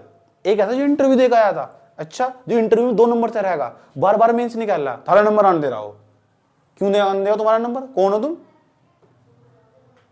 क्या याद है तुम्हारे, वो तो मेंस कार्ड निकाल के क्वालिफाई करके इंटरव्यू देगा आया, अभी इस बार फिर देगा, जाओ हिम्मत है तो रोक लो, जब मस्ती मारने का मन करे ना, चलिए थोड़ा सा घूम लो, एक क्वेश्चन पहले हालत है, 1 नंबर बाहर आएगा, 1 नंबर अंदर जाओ, इतना सा मजा मारने का मन करे ना, फोन को उठाकर थोड़ा टिक टिक करने का मन करे, सोच लो गया आया ही तय क्यों, ये किसका डिसीजन था, तैयारी करना किसका डिसीजन था, किसका फैसला था, तुम्हारा फैसला था, तो फिर ये चोंचलेबाजी करनी बंद कर दो भैया, तैयारी करना भी तुम्हारा फैसला था, पढ़ना भी तुमने भी चाहा था, समझ आई बात है, बड़े सपने भी तुमने देखे थे, समझ में आई बात है, अब बड़ा भी तुम्हें बनना, और दूसरा फिर संघर्ष भी बेटे तुम्हारा ही होगा, यहाँ कोई बचाने नहीं आने का, पेट में दर्द होगा, दिल में दर्द होगा, सिर में दर्द होगा, वो खुद ही संभालना पड़ेगा, समझ में आया बात है। ये मानना एग्जाम तपस्या मांग, किसी बैठ कर देखो, जिस बाबा के पास वो बताएगा सिविल सर्विस का एग्जाम है, ये तपस्या मांग, एक तो वो कुप्पी में बैठे रहना, घर वालों को दिखाना, ढोंग करना कुप्पी बैठ कर, तो 70% बच्चे करते हैं ढोंग, समझ बात, जो नई व्यवस्था में जाएंगे, दूसरों को दिखा के पढ़ेंगे, घर में मेहमान आएंगे, उनके सामने किताब पढ़ के दिखाएंगे, हम भी पढ़ने वाले, 3 दिन पहले किताब उठाई थी, घर में मेहमान की भीड़ लगी, उसे दिखा के पढ़ रहे, हम भी यूपीएससी की तैयारी कर रहे, ढिंडोरा पीट रखा है, वो ईमानदारी पूर्वक मेहनत करो, हर चीज में रेगुलर रहे, वो एक भी क्लास उसकी से बर्बाद कर देगी, पता लग रहा है एक दिन में मैंने 2 घंटे में वो पढ़ाया, उससे 7 क्वेश्चन आएंगे, तो तुम तो तबाह बर्बाद हो गए, तुम तो बर्बाद हो गए, एक दिन की मेहनत खराब हो जाएगी, तुम पीछे चले जाएगी, तुम खींच कर, पता लगा तुम 2 दिन की छुट्टी मारी और 2 दिनों में मैंने आंसर राइटिंग करनी सिखाई, वो सिखाया मैंने जो मैंने पिछले 1 साल में नहीं सिखाया, तो तुम तो गए, लिखना याद करना, याद भी करना लिखना भी, और दूसरी सबसे बड़ी खास बात, लोअर कास्ट में तुम, कितनी छूट है तुम, फॉर्म के तुम्हारे पैसे नहीं है, समझ नहीं बात, फॉर्म के तुम्हारे पैसे नहीं है, अगर तुमने एग्जाम क्वालिफाई कर दिया, सरकार नौकरी दे रही, पेरी का पेपर करके नौकरी दे रही तुम निकाल कर, दूसरी सबसे बड़ी खास बात है कंपटीशन बहुत कम है मार्केट में, किसी पेपर में इतना कम कंपटीशन नहीं है। हिंदी मीडियम वाला तैयारी नहीं करता, पीसीएस की तैयारी कर, यूपीएससी की तैयारी नहीं करता। क्यों? क्योंकि जब तक वो तैयारी करेगा तब तक उसका लेवल घट चुका होगा और धीरे धीरे वहीं आ जाओ पीसीएस पे। तुम सोचो ही ना किसी एग्जाम के बारे में, सोचो ही ना, तैयारी करो तो एक ही एग्जाम की तैयारी कर दो, उसमें ही झोंक दो अपना आपको उठाकर, देखे जाके जो होगा। समझ में आ रही बात? या और तैयारी ऐसे वैसे नहीं, मन तो तैयारी अंदर सा। तुम देखो मिस्टेक कहाँ, ईमानदारी तो देख, इस क्वेश्चन का उत्तर लिख पा रही नहीं लिख पा रही। और ये बात तेरी समझ, मैंने बताया था पढ़ाया हुआ मैं तुम्हें पढ़ा रहा हूँ, वो 40% भी पकड़ पा रहे हैं ना, इसका मतलब तुम इसी एग्जाम खातिर बने हुए। याद रखना बात। या फैसला किसका था? फैसला तुम्हारा था, तो फिर संघर्ष भी बेटे तुम्हारा ही होगा। समझ में आई बात? या क्या कहा? इतनी सी मस्ती भारी पड़ जाएगी। कितनी सी? इतनी सी मस्ती गई या बहुत पीछे खींच ले जाएगी। जीवन में किसी पेपर में मन नहीं लगने का, गारंटी दे रहा हूँ, लिख कर तैयारी करके देख लेना। चाहे जिंदगी में चाहे तुम किसी जो तुम्हारा लवर पवर होगा उसके साथ बैठ कर बात कर लो, घंटों घंटों बात कर लो, चाहे कुछ कर लो, उसके बाद करने के बाद ना तब भी तुम कमी महसूस होगी कि क्या तो इस एग्जाम की तैयारी करते ही नहीं, और करे तो फिर से क्वालिफाई करके छोड़ दो। किसी काम में लगन, बहुत मन ठोक कर लगा, नहीं तो लगन उसमें। समझ में आई बात? है दुनिया के किसी कोने में घूम लेना, एग्जाम के अलावा मन नहीं लगने का। कुछ भी कर ली, चाहे कुछ भी मतलब चाहते हो, चाहे अपने शरीर का त्याग कर दियो, तब भी तुम्हारा मन सेटिस्फैक्शन नहीं मिलने का तुम्हें। रियलिटी बात बता रहा हूँ मैं तुम्हें। इतनी एग्जाम, इसे एग्जाम कहते हैं जो तुम्हें इंसान नहीं बनाता, व्यक्ति तुम निखार कर लेकर आता तुम्हारे अंदर के, तुम्हें सिखाता जिंदगी में मेहनत क्या चीज हो। समझ में आया बात? है मेहनत क्या चीज हो। इसका मतलब ये नहीं है कि मैं तुम्हें डिमोरलाइज कर रहा हूँ, ये बता रहा हूँ तुम्हारी मेहनत कितनी कमजोर है और तुम्हारे अंदर कितनी कम लगन है, और तुम लिखते कैसे हो। समझ में आया बात? या और तुम्हारा टाइम टेबल कहाँ हो, तुम अपने समय के अनुसार क्यों नहीं चलते। हर दिन तुम्हारा टाइम टेबल सेट होना चाहिए, हर चीज तुम्हारे टाइम टेबल में सेट होनी चाहिए, हर चीज का, हर वो चीज को तुम्हें त्यागना होगा। मैं तो यार ऐसी लड़कियों को सलाम करता हूँ जो पूरा 1.5-2 साल तक कमरे में बंद करके बैठी हुई, क्या डेडिकेशन था उसका। मुझे एक बच्चे ने नीचे कमेंट कर रखा है, यूँ कह रहा था कि आप मुझे पढ़ा नहीं पाओगे। एडवांस कमेंट दिखा नहीं देते, मुझे कमेंट दिखा देते हैं, यूँ कह रहे थे आप यूट्यूब पर लगातार पढ़ा नहीं पाओगे, और नीचे जाकर फिर मुझे सैल्यूट कर रहा है। तो मैं तो आपके डेडिकेशन को ही सलाम हो, आप कैसे टिके हुए, आप सब चीज़ों को खोल कर कैसे पढ़ा रहे, इसकी जरूरत हो यूपीएससी में। समझ में? तो डेडिकेशन का बहुत बड़ी चीज़ है, रेगुलर नियंत्रता बरतना, वही इंसान को आगे ले जाएगा, खींच के जाएगा। अभी तुम अपना टाइम निकाल कर आए 4 घंटे, तो तुम यहाँ बैठे हुए क्लास में, तो और भी कोई आया होगा पहले भाई, उसे क्लास क्यों नहीं आई, उसे वो समझ में आ चुका, वो इतनी मेहनत नहीं कर सकता।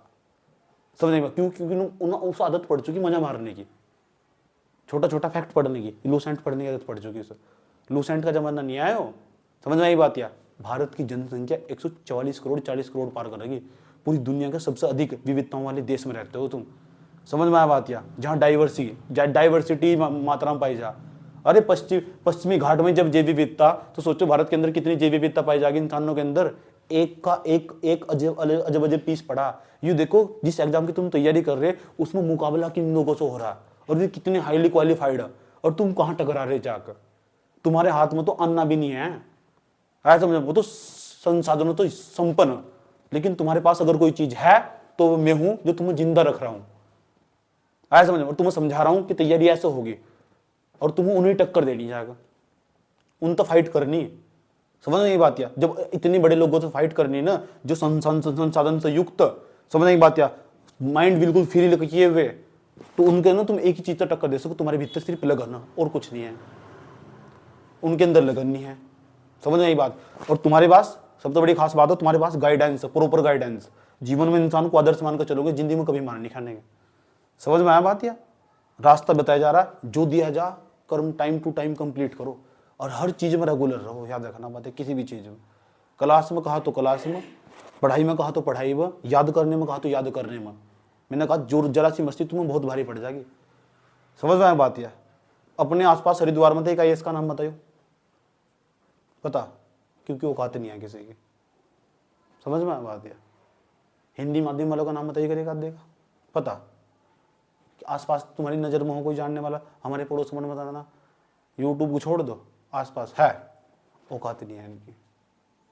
समझ में आया बात? या ठीक, उसी एग्जाम की तैयारी कर सको जिसमें रिश्वत दी जा या रिश्वत ली जा। हिम्मत है ना कभी जिंदगी अगर किसी को हिम्मत, तैयारी करके दिखाओ, पता लग जाएगा। जो तैयारी करो ना उसको पता रहेगा कितनी अपने आप को झोंकना पड़ा। दूसरे तो है बस कह के चल दो, हाँ इसका एग्जाम के लिए बना दियो IAS बेचारे को। पड़ोस वाला ऐसा नाम धर दो उसका, तुम्हारा भी रख देंगे कुछ दिनों बाद। रियलिटी बात है, अदों रखना शुरू कर दिया होगा। समझ बार, रिश्तेदारों में एक्सपेंशन होना स्टार्ट, तो चीजों को ना निगलेक्ट करना सीखो। निगलेक्ट, इग्नोर, साइड चल, निकल, इधर चल। देख जरूरत क्या है भविष्य में, फ्यूचर किस चीज का।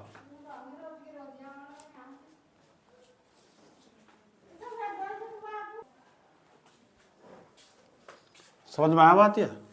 बस एक ही बात चीज याद रखो, दुनिया में कोई भी हो, वो कोई भी कुछ भी चीज जन्मजात लेकर नहीं आया। हर इंसान बुद्धि और दिमाग यही लेकर आया, यही पैदा हुआ, ये वही धरती, ऐसा समझ। या हर महान शख्स यही पैदा हुआ। जो अम्बेडकर था वो भी इसी धरती की पैदाइश था, समझ आई बात। या जो अब्दुल कलाम था वो भी इसी धरती की पैदाइश था, और जो जो क्या कहते हैं उस कौटिल्य था वो भी इसी धरती की पैदाइश था। समझ में आया बात। या जितने भी महान शख्सियत है ना, महात्मा गांधी भी इसी धरती की पैदाइश था, सभी यही पैदा हुए, आया समझ। तो बड़ी बड़ी शख्सियत, छोटी छोटी शख्सियत इसी धरती पर पैदा हुई, और इस उन्होंने बहुत बड़ा काम करा। समझ में आई बात। है बस शर्ते वे हमेशा एक ही बात रही उनकी, वे हमेशा लगन से बस लगे रहे। समझ में आती है, वे हिम्मत नहीं हारे, वे थके नहीं। आया समझ में। उनके घरों में सिलाब बना गई, वे थके नहीं, उनके दिमाग में नमी चढ़ गई। समझ में ये बात। या दिल में लेकिन हमेशा जज्बा 24 घंटे चलता ही रहा। ख्याल एक बार वो जो पलने का था ना, वो जो सपना देखा था कि ऐसा होगा, ऐसा हुआ, ऐसा हुआ तो ऐसा होगा, वो उन्होंने कभी, वो जो उन्होंने सोचा था ना वो उनके साथ हुआ। इंसान विचारों तो निर्मित तो प्राणी, जैसा विचार दिमाग में डाल लोगे ना वैसे ही बन जाओगे। जैसा विचार तुमने कभी सोचा होगा जब तुम छोटे छोटे होंगे कि तुम्हारे 10वीं क्लास में बहुत अच्छे नंबर आएंगे, और जब यहाँ नहीं आए तो सोचा होगा पता नहीं मैं 10वीं पास होंगे या नहीं होंगे, ये मेरा होगा नहीं होगा। हुआ, फिर हुआ भी तो हुआ, जितना सोचा था उससे ज़्यादा ही आया। समझ में आई बात। या अपना तो कर्तव्य तो हुआ नहीं हुआ, क्यों? क्योंकि तुम लगातार मेहनत कर रहे थे, टाइम टू टाइम स्टेप बढ़ाकर मेहनत कर ही रहे थे। तुम रुके नहीं, तुम थके नहीं, तुम हारे नहीं। समझ में आया बात। या तुम चलते रहे। ये रास्ता भी इतना आसान नहीं है। बड़ी सोच, बड़े लोग, बड़े सवाल, बड़ी मंजिल इतनी जल्दी करीब ना आती। समझ में आई बात। या और इतनी जल्दी समझ में भी नहीं आती। ठीक, गांधी जैसे इंसान को समझने के लिए गांधी बनना पड़ता, इतना आसान बात नहीं है। जब गांधीयन फिलोसॉफी एथिक्स के अंदर पढ़ाई थी तो क्या समझाया था, मैंने कहा गांधी वर्ण व्यवस्था को सपोर्ट करते हो और वर्ण व्यवस्था का लोग विरोध करते हैं, ऐसे समझ में। और यह बात कितनी गहरी, यह बात मैंने तुम्हें एथिक्स में पढ़ाई थी कि वर्ण व्यवस्था कितनी गहरी चीज़ है। वे कहाँ तक सोचा था उन्होंने जाकर। समझ में आया बात। या समझ में आ रही बात। या तो ऐसे लोगों को गांधी बनने का तो गांधी समझने का बनना पड़ता, उसकी आइडियोलॉजी समझनी पड़ती है। लेवल ही नहीं है वहां तक का। समझ में आ बात। है अब पता है तो सलाह में यार, ऐसे मैं देख रहा हूँ, मैं इंटरव्यू देखता रहूँ ना तो बहुत कुछ सीखने को मिला। यू कह रही, मैं एक लड़के का इंटरव्यू देख रहा था, 2 साल थे, सब कुछ छोड़ दिया था, सब कुछ कहते हैं बिल्कुल सब कुछ क्रॉस लगा दिया था। यू कह रही 3 बार पहले फेल हो चुकी थी मैं एग्जाम में, 5वीं बार एग्जाम देकर एग्जाम निकला। समझ गए, 5वीं बार एग्जाम देकर एग्जाम निकला। अभी उसका इंटरव्यू दिखाऊंगा तुम्हें, ठीक, और थोड़ा ध्यान से सुनना अच्छे तरीके से। उसका इंटरव्यू दिखाता हूँ तुम्हें लड़की का। देखो अपना दर्द किस तरह पता लग जाएगा। हे वो दिक्कत यहाँ तक, उत्तर से इधर से जो मानसून आएगा वो शीत ऋतु का मानसून कहलाएगा, इधर से जो मानसून जाएगा वो कहलाएगा ग्रीष्म ऋतु का मानसून। एक लाइन लिखी दी जो तुमने लास्ट में लिखा था। अभी क्या लिखा था लास्ट में? शीत ऋतु का मानसून कहते हैं, इसके विपरीत मानसून को ग्रीष्म ऋतु का मानसून कहते हैं। इसके विपरीत मानसून को ग्रीष्म ऋतु का मानसून कहते हैं।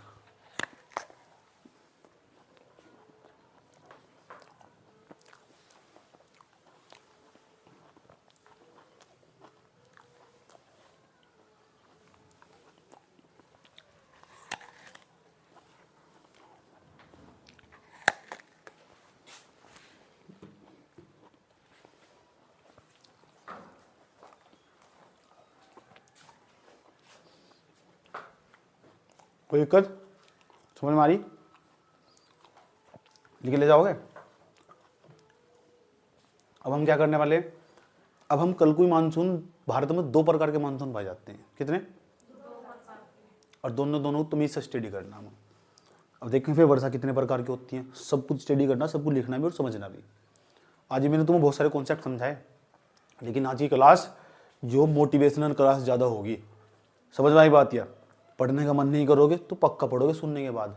इलेक्ट्रॉन प्रवाहित हो, इतिहासकार बताते हैं आपकी आवाज़ में जादू जादू क्या है, समझ में आती है? दिलों को चीरती फाड़ती चली जाती है ये वही आवाज़, समझ में आई बात? या जिस सुनने के बाद एक बार रुकने का और ठहरने का मन करता, क्या कौन बोल रहा, समझ में आया?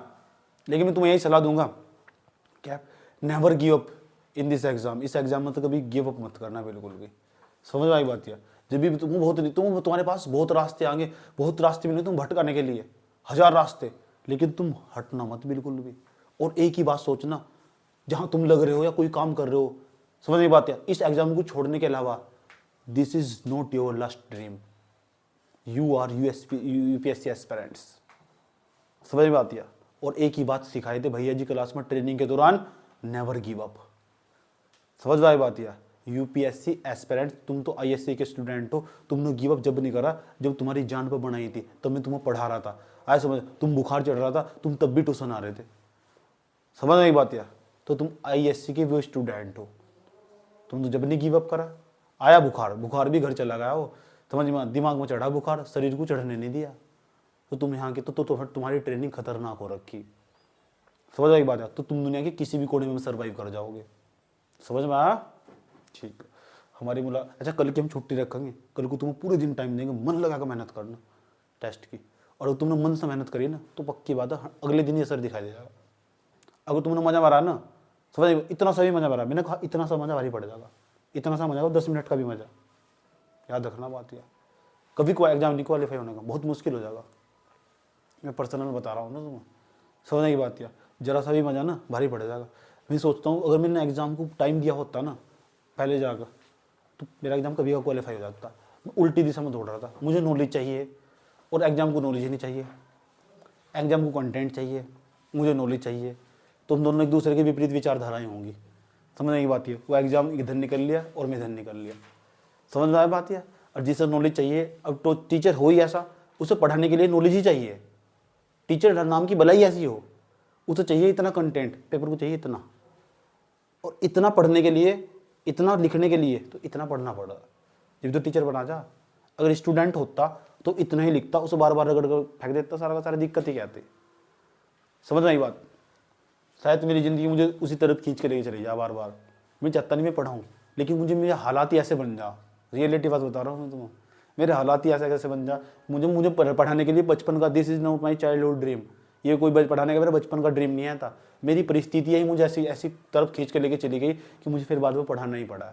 मेरे पास कोई आर्थिक संसाधन भी मौजूद नहीं है था, मैं क्या करता बता, मेरे पास था क्या, मेरे पास, मैंने सोचा ज्ञान नहीं, चलो इसी बैठना स्टार्ट कर दो, आसपास पड़ोसियों को, धीरे धीरे मैं तो 1-2 को लेकर चला था, मुझे तो इच्छा भी नहीं आती पढ़ाने की, सच में पर्सनली बता रहा हूँ मैं तुम्हें, समझने की बात है। मेरी कोई इच्छा नहीं आती पढ़ाने पढ़ने की, ये तो जो तुम्हारे नया थी, ये कोई मेरी पर्सनली इच्छा नहीं आती, तो मुझे समझ में आना स्टार्ट होगा, हो मेरे पास कुछ है नहीं, सारा परिस्थिति ऐसी बन गई ना।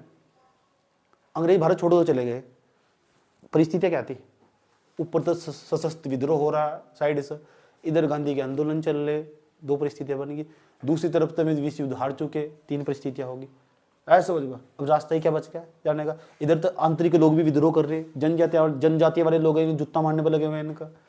अब इतनी तरफ तो लोग गाली दे रहे, सोचे भाई रहने में कोई भलाई है नहीं है, ऐसे समझो, यहाँ रहने में कोई भलाई नहीं है। दूसरा, जिस देश में रह रहे वहाँ के लोग भी पसंद नहीं कर रहे, तो कितनी परिस्थितियाँ बन चुकी, तो परिस्थितियाँ बन चुकी, अंग्रेजों को फाइनली डिसाइड कर लिया अब हम जा रहे हैं।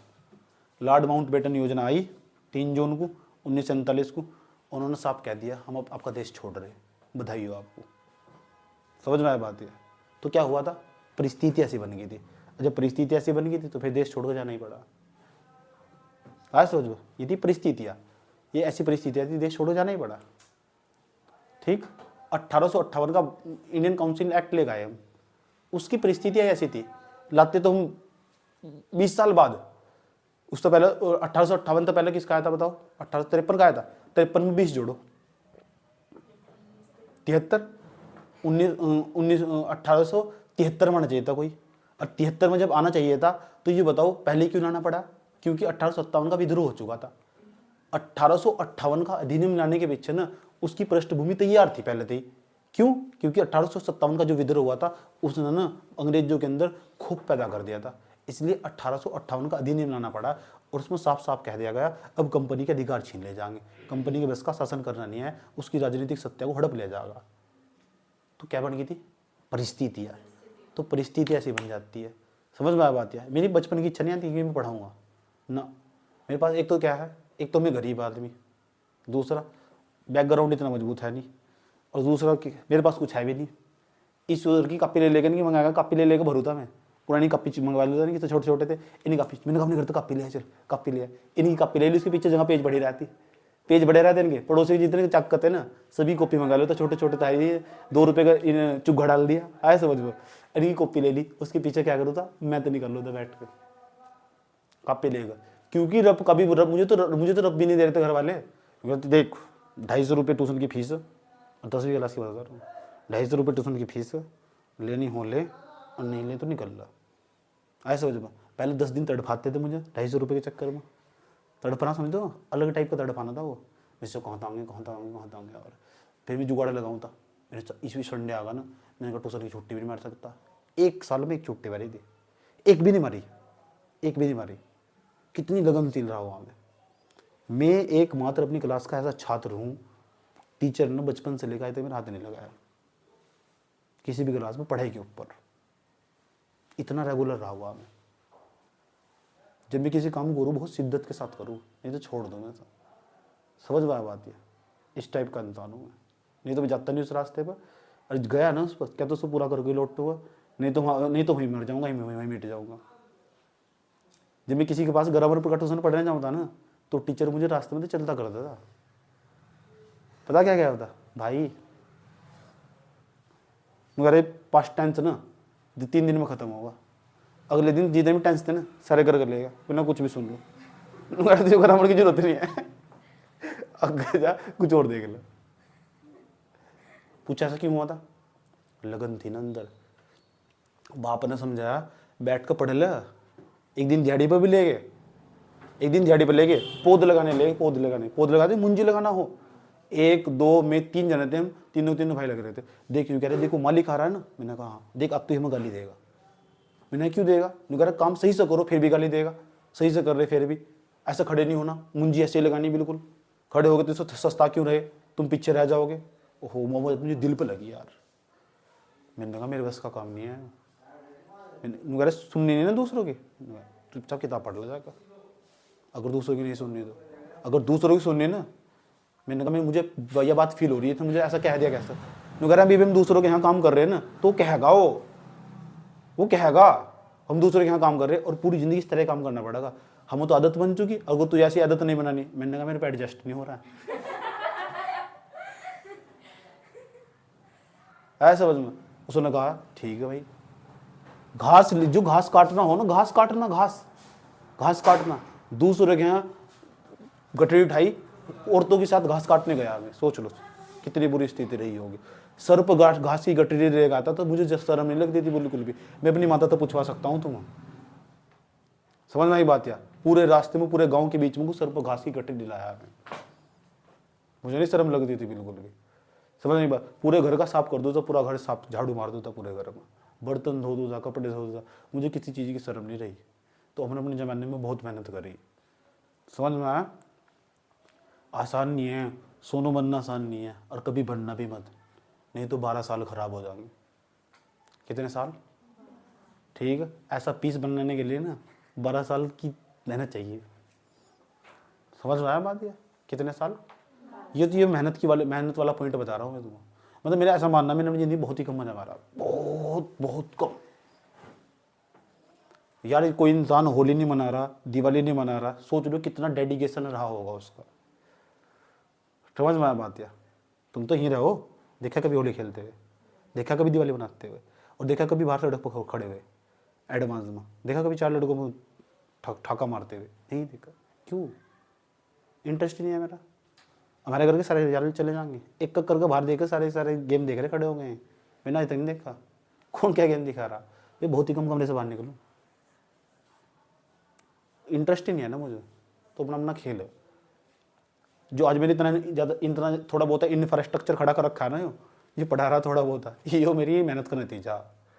मैं चाहूँ तो उसे कभी का बढ़ा लूँ, कभी बहुत बड़ा कर लूँ, करना नहीं चाहता ना, क्योंकि मेरी पढ़ाई रुक जाएगी।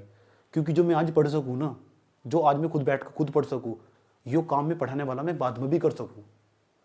समझ में आया बात? है अंतिम उपाय नहीं है। तुम्हें पढ़ने में वो ज्ञान नहीं इकट्ठा कर पाऊंगा जो मैं इस जवानी में कर सकता हूँ। जिस बल का मेरे पास जो एनर्जी है ना, उस एनर्जी को यूज करके मैं पढ़ाई के अंदर तक क्या सीख सकता हूँ, वो मेरे फ्यूचर में काम आएगा।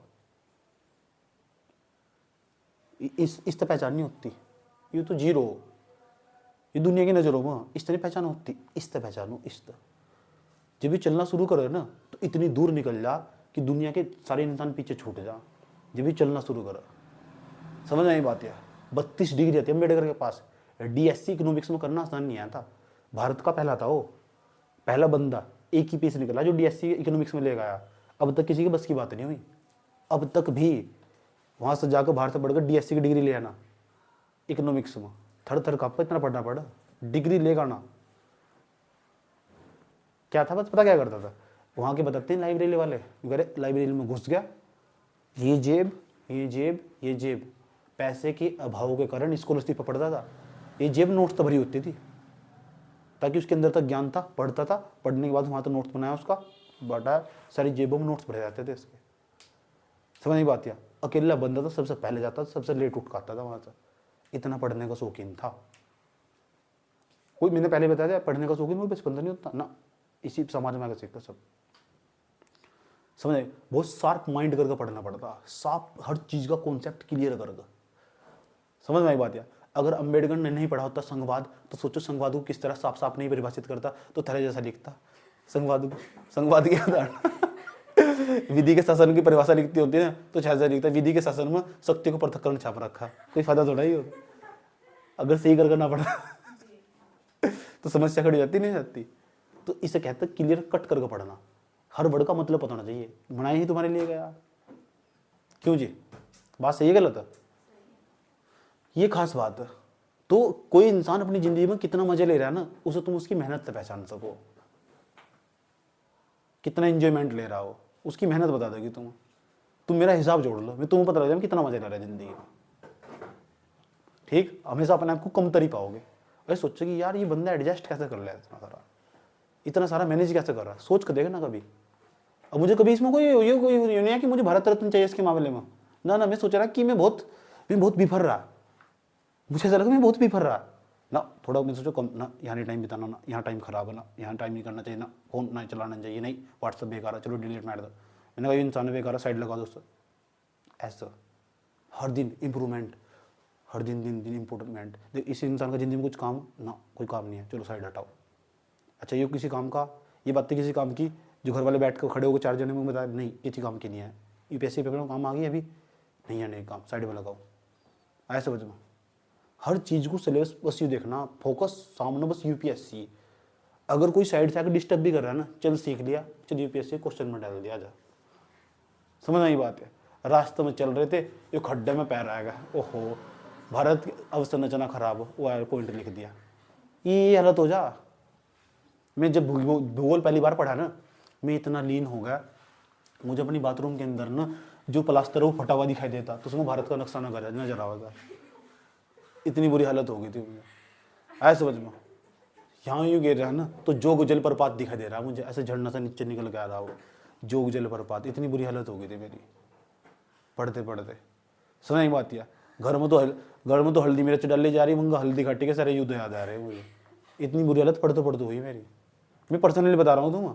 मैं पढ़ा सोच रहा, पहाड़ों पर घूमने चले गए, चट्टान का हाथ लगा के देखा है न, बता इसके बारे में, अगली चट्टान के बारे में सारा पढ़ रखा है ना।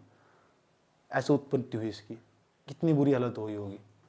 रियलाइज करना चीज़ों को। नदियों खड़ा हो देखो था कैसे इसकी उत्पत्ति, इसके बारे में पढ़ रहा है, फिर वहाँ खड़ा होकर भी देख रहा है, सोच रहा उसके बारे में बैठ कर। ये मेरे साथ घटना बीत रखी। एरोप्लेन में बैठा ना पहली बार, देख रहा है ओहो यार बर्नौली का परमेय सिद्धांत ऐसे काम कर रहा, बता ऐसा युवक कर रहा होगा, इसको खड़ा होकर चुपचाप सोच रहा है वहाँ। वो मेरा दोस्त कह रहा है आजा, मैंने कहा यार ये बर्नौली, अरे नुरा दिमाग ना खराब कर, सेल्फी ले सेल्फी ले, कहा बर्नौली के चक्कर में पड़ा हुआ समझ में आया? तो ऐसा हालत हो रखी, हर चीज को पढ़ाई तो जोड़ दो। समझ में आया बात? या और इसमें आनंद आना शुरू हो जाएगा। भाई नहीं चाहिए तो भाई पढ़ाई छोड़ दो, फिर कुछ बात वही इंटरटेनमेंट करो जो सब कर रहे। अलग बनना तो देखो, अलग बनने के लिए तो फिर अपने आप को अलग बनाना पड़ा। उस घर में भी ऐसे कैंडिडेट तो मतलब ये किसी काम का नहीं है, फालतू एडवांस बोलो, साइड हटा दो, चल निकल, टाइम ही नहीं है मेरे को, बहुत कम टाइम है मुझे एग्जाम निकालना, 1-2 साल ही, पता भी नहीं चलना है कि कैसे बीत गए, पता भी नहीं चलेगा कैसे बीत गया समय।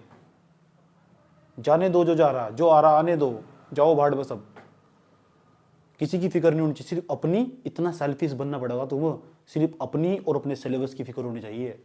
और जो भाई जी ने बताया वो अडिक होना चाहिए, इसको अडिक, समझने की बात है, अडिक, चाहे सफल हो चाहे विफल हो। अब तो चाहे सफल हो चाहे विफल हो, अब तो आप ही आप हो, आप ही हमारे बाप हो। क्या कहा? हाँ, अब तो सफल चाहे असफल, समझ में आया बात है। अब क्या हार क्या जीत, ठीक, जिंदगी आपके नाम कर दी। अब क्या तो सफल होंगे, क्या फिर असफल होंगे? असफल भी तुम सफल वाले होगे, समझ में आई बात है। असफलता भी मिलेगी ना तो खतरनाक वाली होगी असफलता भी।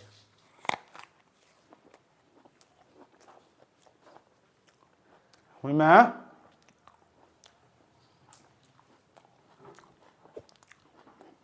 मेन चीज क्या है? नॉलेज। क्या है? नॉलेज को क्या बोलते हैं? पावर। नॉलेज ही पावर है, समझ में आया बात या? अगर नॉलेज होगी ना, किसी भी एक क्षेत्र में सर्वाइव कर जाओगे, कहीं भी भूखे नहीं मरने के। इकोनॉमिक्स पढ़ाते पढ़ाते बात सिखा दी मैंने तुम, भूखे नहीं मरने की गारंटी दे रहा हूँ। एक बात फिर दोबारा पे कहता हूँ, please never give up in this exam. सब साथ छोड़ दो, सब सब मतलब सब। इतना मैंने तुम्हें पढ़ा दिया, तुम इसमें कभी भी खड़े हो सकते हो। आया समझ में आ चुका? तुम्हें पता जीएस फर्स्ट में कैसा सिलेबस है, जीएस 2 में कैसा सिलेबस है? इतना जानने के लिए बच्चों को 3 साल बर्बाद करने पड़ा, वहां जाकर लाखों लाखों खर्च करेगा, जितना तुम्हें वैसे पता लग गया। तुम्हें पता एडिटोरियल में क्या था? एडिटोरियल क्या चीज है? आया समझ में? तुम्हें पता अखबार न्यूज़पेपर क्या हो? द हिंदू क्या पूछ रहा, यूपीएससी की डिमांड क्या है? तुम्हें पता ऑप्शनल कितने, ऑप्शनल में क्या पूछेगा अभी, कैसे ऑप्शनल लेना चाहिए, तुम्हें सब पता। जीएस थर्ड में जीडीपी में हो रहा है, ग्रोथ, महंगाई ऐसे घटती है ऐसे बढ़ती है, तुम सब जानकारी हो चुकी। संविधान के अनुच्छेद में यो लिखा हुआ, यू आर प्रिपेयर्ड, प्रिपेयर हो चुके आप। ईडी लग चुका है, आईएनजी नहीं है हमजा, क्या लग चुका? ईडी। और जब ईडी लग जाना तो हो चुका, यू आर प्रिपेयर्ड। समझ में आ बात है? कोई दिक्कत?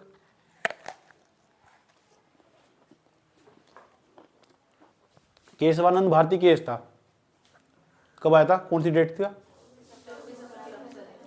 क्यों नहीं भूल रहे, उन्हें बता दो बस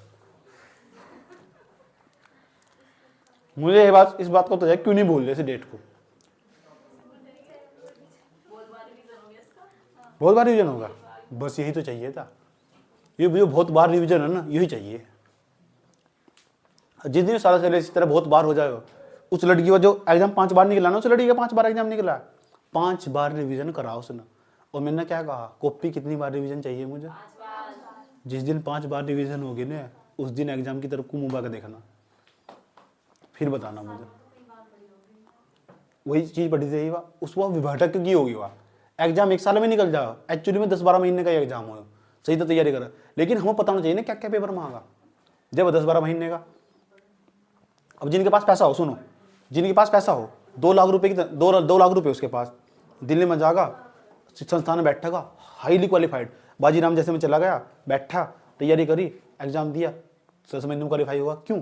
क्योंकि एक सब्जेक्ट का अलग स्पेशलिस्ट बैठा हुआ वहाँ, हाथ में 2 लाख रुपए का रोकड़ा चाहिए पहले।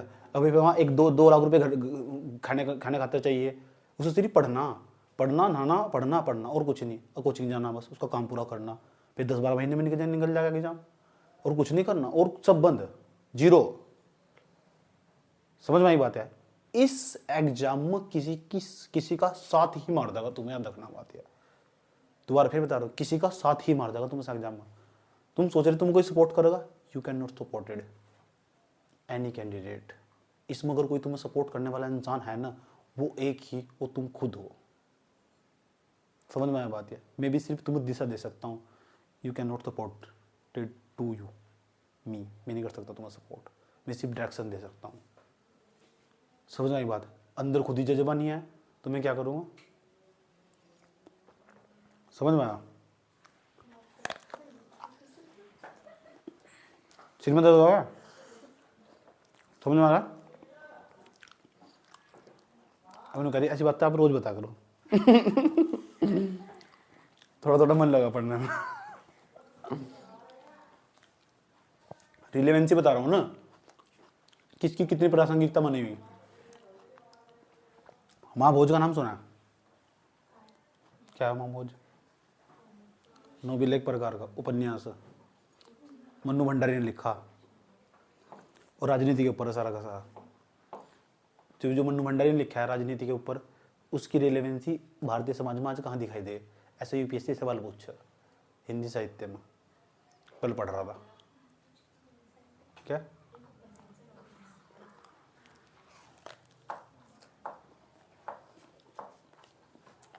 समझ में आ नहीं आया? इसमें यही छोटे कल क्लास चलाएंगे, पढ़ाने का मूड नहीं है। समझ में आया?